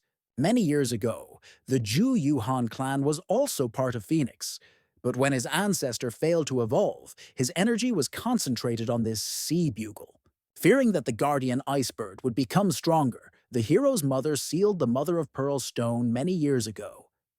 But now, when he takes the girl, he will become a real phoenix. But Lu Jun did not believe that his aunt and mother could do such a thing. Ju Yuhan announced his plans. He was going to kill first the half-breed hero, and then his aunt. He will make the Ju Yu clan respect the ice birds. The young master touched his staff. It was his main weapon and salvation. The baby began to be capricious. She no longer wanted to play. He asked me to hold out a little longer. The enemy was close. He had not lost yet. And saying that he was ready for any difficulties, the main thing is to resurrect his clan. Ju Yuhan swallowed the pearls. Seeing that the opponent had evolved, the hero was going to quickly end this duel. The ice sparrow attacked Phoenix Lu Jun and saved him by devouring him whole. Fearing that the girl might be seriously harmed, the young man throws the child aside. She was pulled, like a magnet, in the opposite direction. Now she found herself in the clutches of Ju Yuhan, whom she had already grown to hate. The guardian looked at his long-awaited prize. He said that her brother was dead, and he rightfully became the new owner of her spiritual power. But the little girl screamed that this was not true, and very soon he would return and punish the bad uncle. The dim golden light inside the icebird reminded him that there was still hope. The child again began to be capricious because his brother did not fulfill his promise, and then Ju Yuhan locked it in an ice crystal. Finding herself in a cramped space, the girl again began to call Lu Jun for help, but the hero didn't die. The golden light began to grow in size and eventually shattered the icebird, like a glass figurine. The Guardian did not believe what was happening. Lu Jun was alive, because he could not lose until he kept his promise. He walked straight towards Ju Yuhan. Where his foot stepped, golden water lilies appeared. The keeper tried to reason with the young man.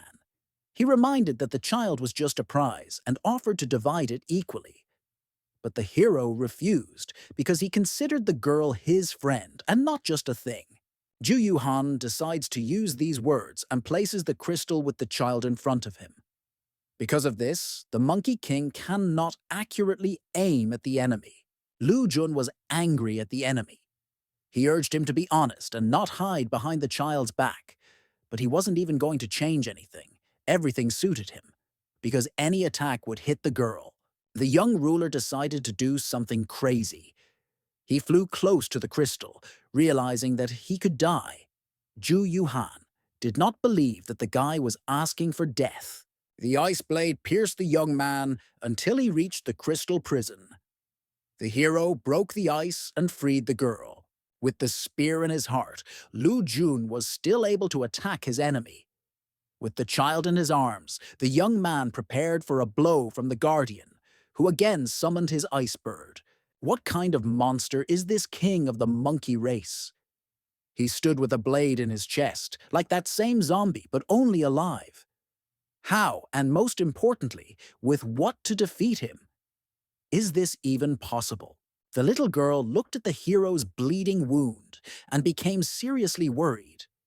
But the prince reassured the girl. He said that it was just a scratch. Ju Yuhan asked the master if the little one was worth such efforts.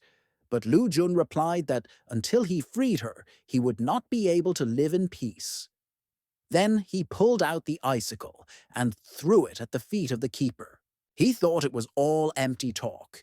Still, he's currently stronger than the leader of the monkeys because he swallowed the pearl. The ice boss already considered himself a winner. His mega-huge snowbird flew up to the very ceiling of the vault, and each of its flaps changed the space around. Lu Jun didn't understand how they ended up in the middle of the snow. The baby began to tremble. She did not like this place, and she wanted to return to the sea of energy to rest and regain strength. The young man carefully invited her to take refuge inside him, and he heard Yue Ying behind him, and the participants were also surprised by the situation. But Ju Yuhan was in a hurry to answer all their questions. It turned out that the contestants were in a reality he had created, and once in which no one would get out alive. Previously, the beautiful icebird looked like a shabby crow. The feathered monster began throwing snowballs at the participants in the game. Getting into such a mess, they simply froze tightly in one position. Yue Ying was able to cover several poor souls with her defensive step. Inside was the right hand of Ju Yuhan, who asked the boss to at least spare him. But in response, I heard that everything would be destroyed. Lu Jun hurried to further protect the girl and her shield, but the Guardian was sure that it was useless, because they were corpses. The young man voiced his goal for everyone to be free and continue to live. But the dead crow decided that these were all pretentious speeches of the half-blood sparrow. This was an insult to the hero. He decided to show the real power of his body. Transforming into a golden monkey with phoenix wings on his back, he was about to strike. Two legendary entities met. It seemed that this bright, warm light would melt all the snow around. And at this time, purgatory began to collapse. Game time is up, and all the surviving participants had to become the walking dead. And Aji appeared from a rift in space that had not yet closed. He immediately sensed the presence of the Han Yuju clan, and in the fictional reality, the flying monkey trampled the winter pterodactyl.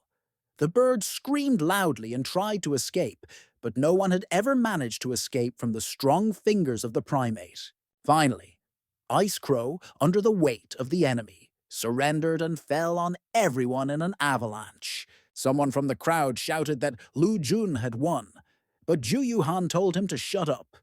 He hurried to get up. He was wounded, but he had not yet lost. Looking at his hands, the keeper realized that the pearl was beginning to destroy his body. He hated himself for losing and not being able to revive the Icebird clan. But Ju Yuhan had an idea in his head that if he died, he would definitely burn Lu Jun along with him. Thinking about suicide, the keeper begins to smoke like a bomb.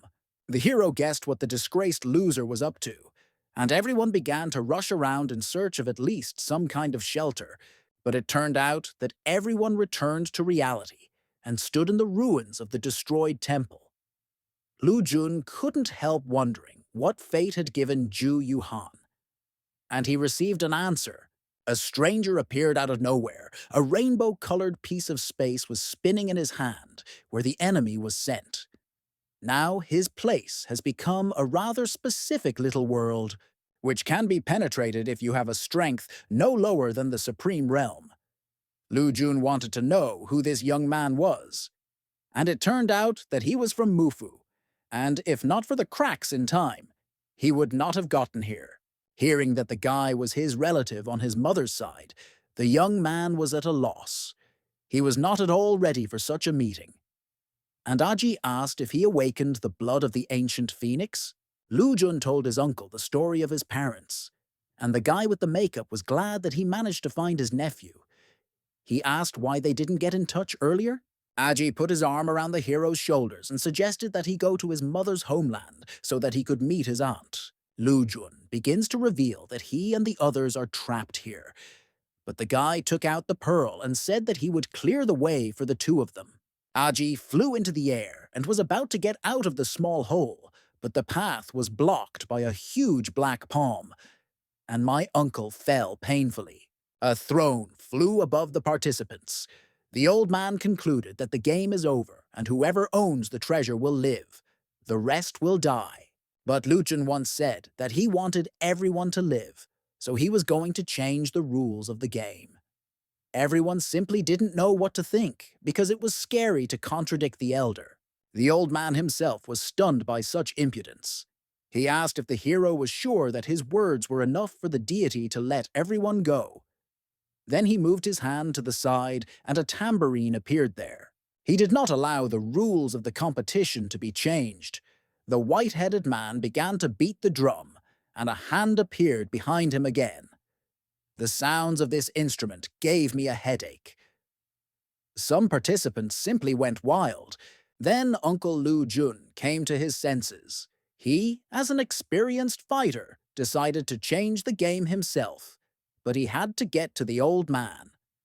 Aji takes off and starts cutting the black palms one by one. When the musician sensed the presence of the supreme kingdom of the earth, he began to play differently, and one hand nevertheless dodged the young man and gave him a painful slap on the wings. He fell straight into his nephew's arms. The nameless old man said that Uncle Lu Jun was not strong enough to change anything. Only Teacher Mu Zun can do this. The man on the throne called himself the Star God. He considered himself the strongest man in all the depths of heaven. Aji hastened to point out that even if his strength is incredible and invincible, it is all in the past, and now he is not in the best shape. The old man continued that he had to go through the starry sky and face a conspiracy. After him, he miraculously remained alive, but his level fell to the supreme earthly. Lu Jun realized why he needed Senro from Vientiane to heal his wounds and become stronger. This turned out to be true. The star god had been looking for his healing for a long time and found it here. Unfortunately, the tree seed turned out to be small and protected itself with a unique little world, which the old man was never able to penetrate according to the rules. But based on his rules, the gray-haired man created Purgatory and a treasure hunt game. For many years, he waited for it to mature and for him to regain his former strength. Lu Jun again interfered with the old man's monologue. He wondered if he was capable of taking the life of an innocent child. After all, if he gives him the seed, she will die. The star god replied that both she and he would die because the hero did not want to give her up voluntarily. But the old man will still get it. Then he began to play the tambourine with renewed vigor, but Lujin was determined that he would not allow her to be reached. The musician played a fast melody, and black palms also quickly attacked the guys. The old man saw that the Monkey King was about to attack him and prepared a special reception for his guests. The black palm turned into a fist and simply drove the young king into the sea. This happened in front of my uncle and other participants. Yue Ying couldn't believe that the young man was dead. Meanwhile, Star God finished playing and was able to sit back in his chair. He said, "This will be a lesson for the Tongguang clan in their disobedience." And the prince's body slowly sank to the bottom of the sea. The young man was unconscious. How much oxygen will he have? When Lu Jun woke up, he was inside the protective barrier. A plump boy loomed next to him. The prince asked if he was alive, and who was his savior. The cheerful, chubby guy turned out to be talkative and happily told the master that it was his uncle who saved the young man and set up protection. The boy turned out to be the staff spirit, Fan Kun. Lu Jun didn't understand why Tree Seed and staff spirit were children. When they get together, the young man will feel like a kindergarten teacher. Then the young king asked why he had not shown himself before. But the kid replied that if the hero had not been beaten so badly, he would still be hiding from him. The last thing the boy managed to say was that if the guy doesn't get out of here, he'll get stuck. Suddenly, the baby suddenly matured. His current interlocutor suited him better. Lu Jun was willing to listen carefully to Fan Kun, because he had a plan to defeat the old man. It was necessary to take possession of the source of all beasts. In ancient times, the will of the continent's sacred beasts was concentrated in an incomparable divine object, which was nicknamed the source of all beasts. There were many who wanted to get it. Anyone who took possession of it could subjugate the entire continent of beasts. But when evil tribes from outer lands invaded the territory of the continent and constantly started a war, in the decisive battle, the divine beast continent fell apart. The source also split into 4 parts, becoming sacred items: Fan Kun, Moon Talisman, Sheltering Umbrella, and Seal of Terror. Fate scattered the artifacts in different directions. Over time, thanks to them, 4 races were formed. All you need to do is combine all 4 items, and they will become one. Fan Tun was confident that it would be possible to restore the divine source. Even though the star god above was pretending to be evil, the staff spirit was actually afraid of Muzun.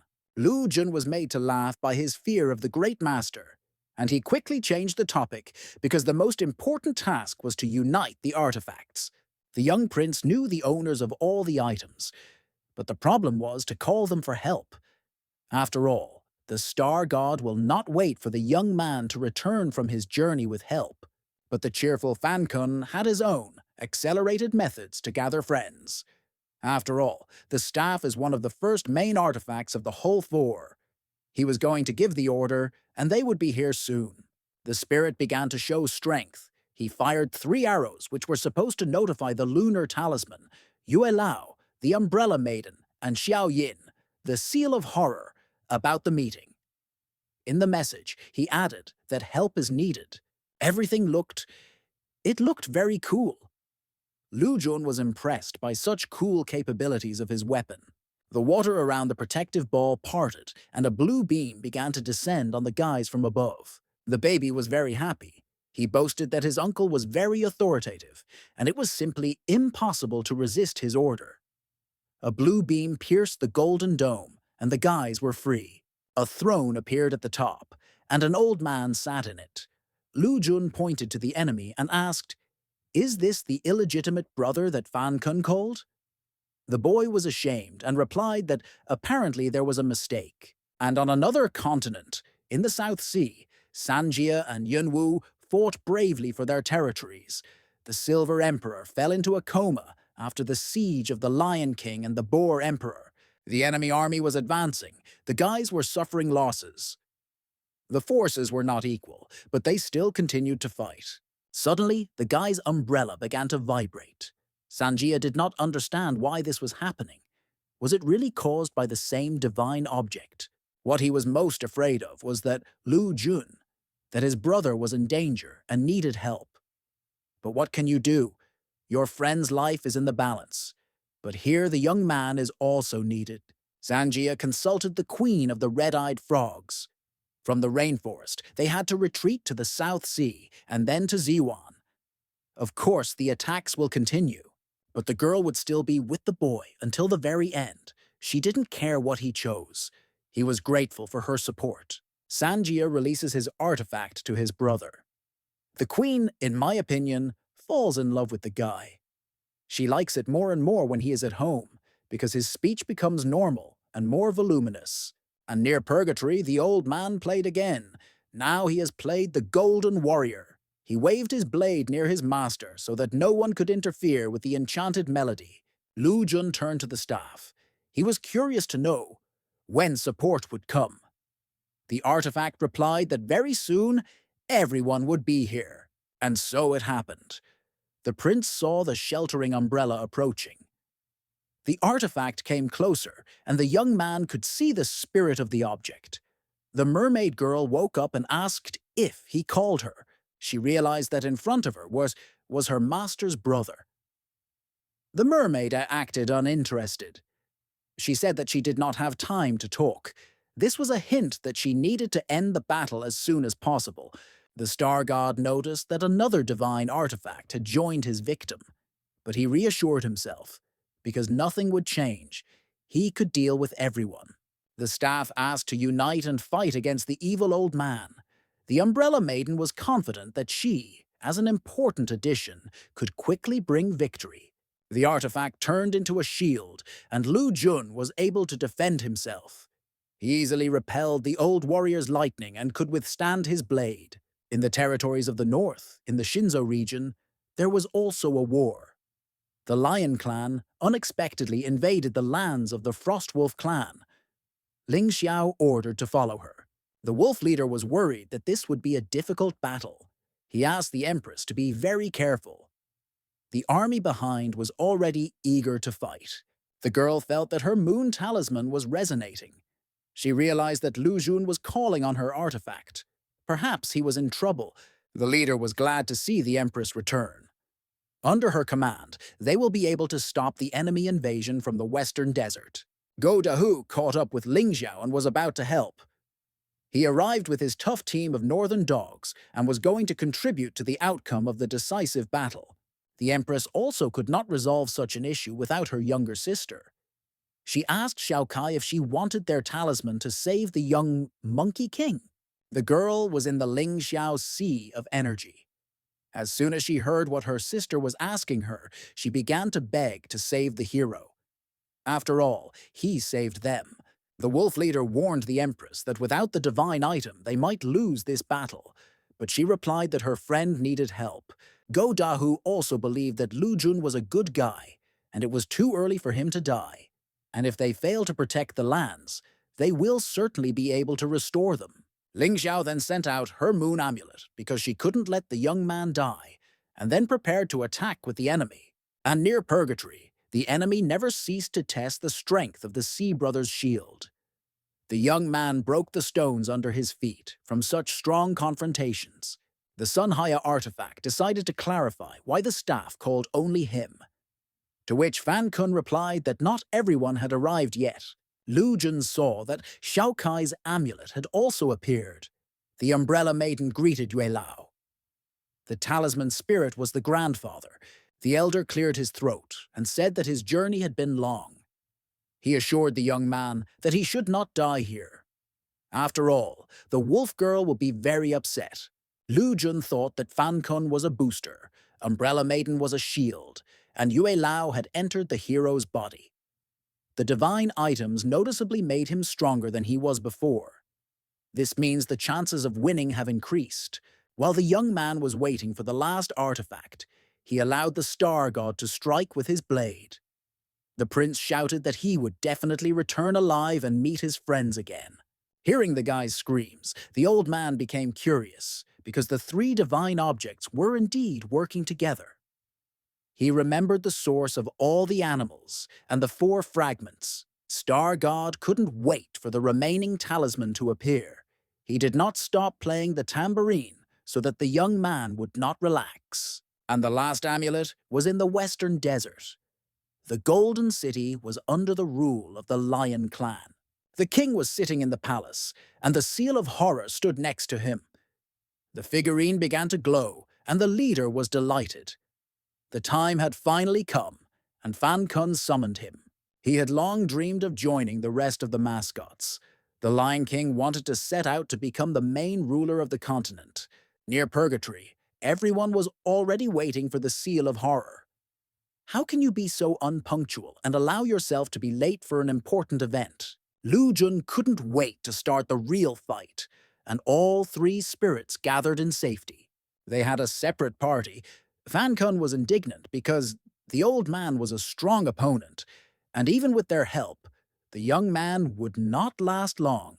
The sleepy mermaid asked not to talk like that about the late Xiao Yin, because he is one of them, and they are in no way united.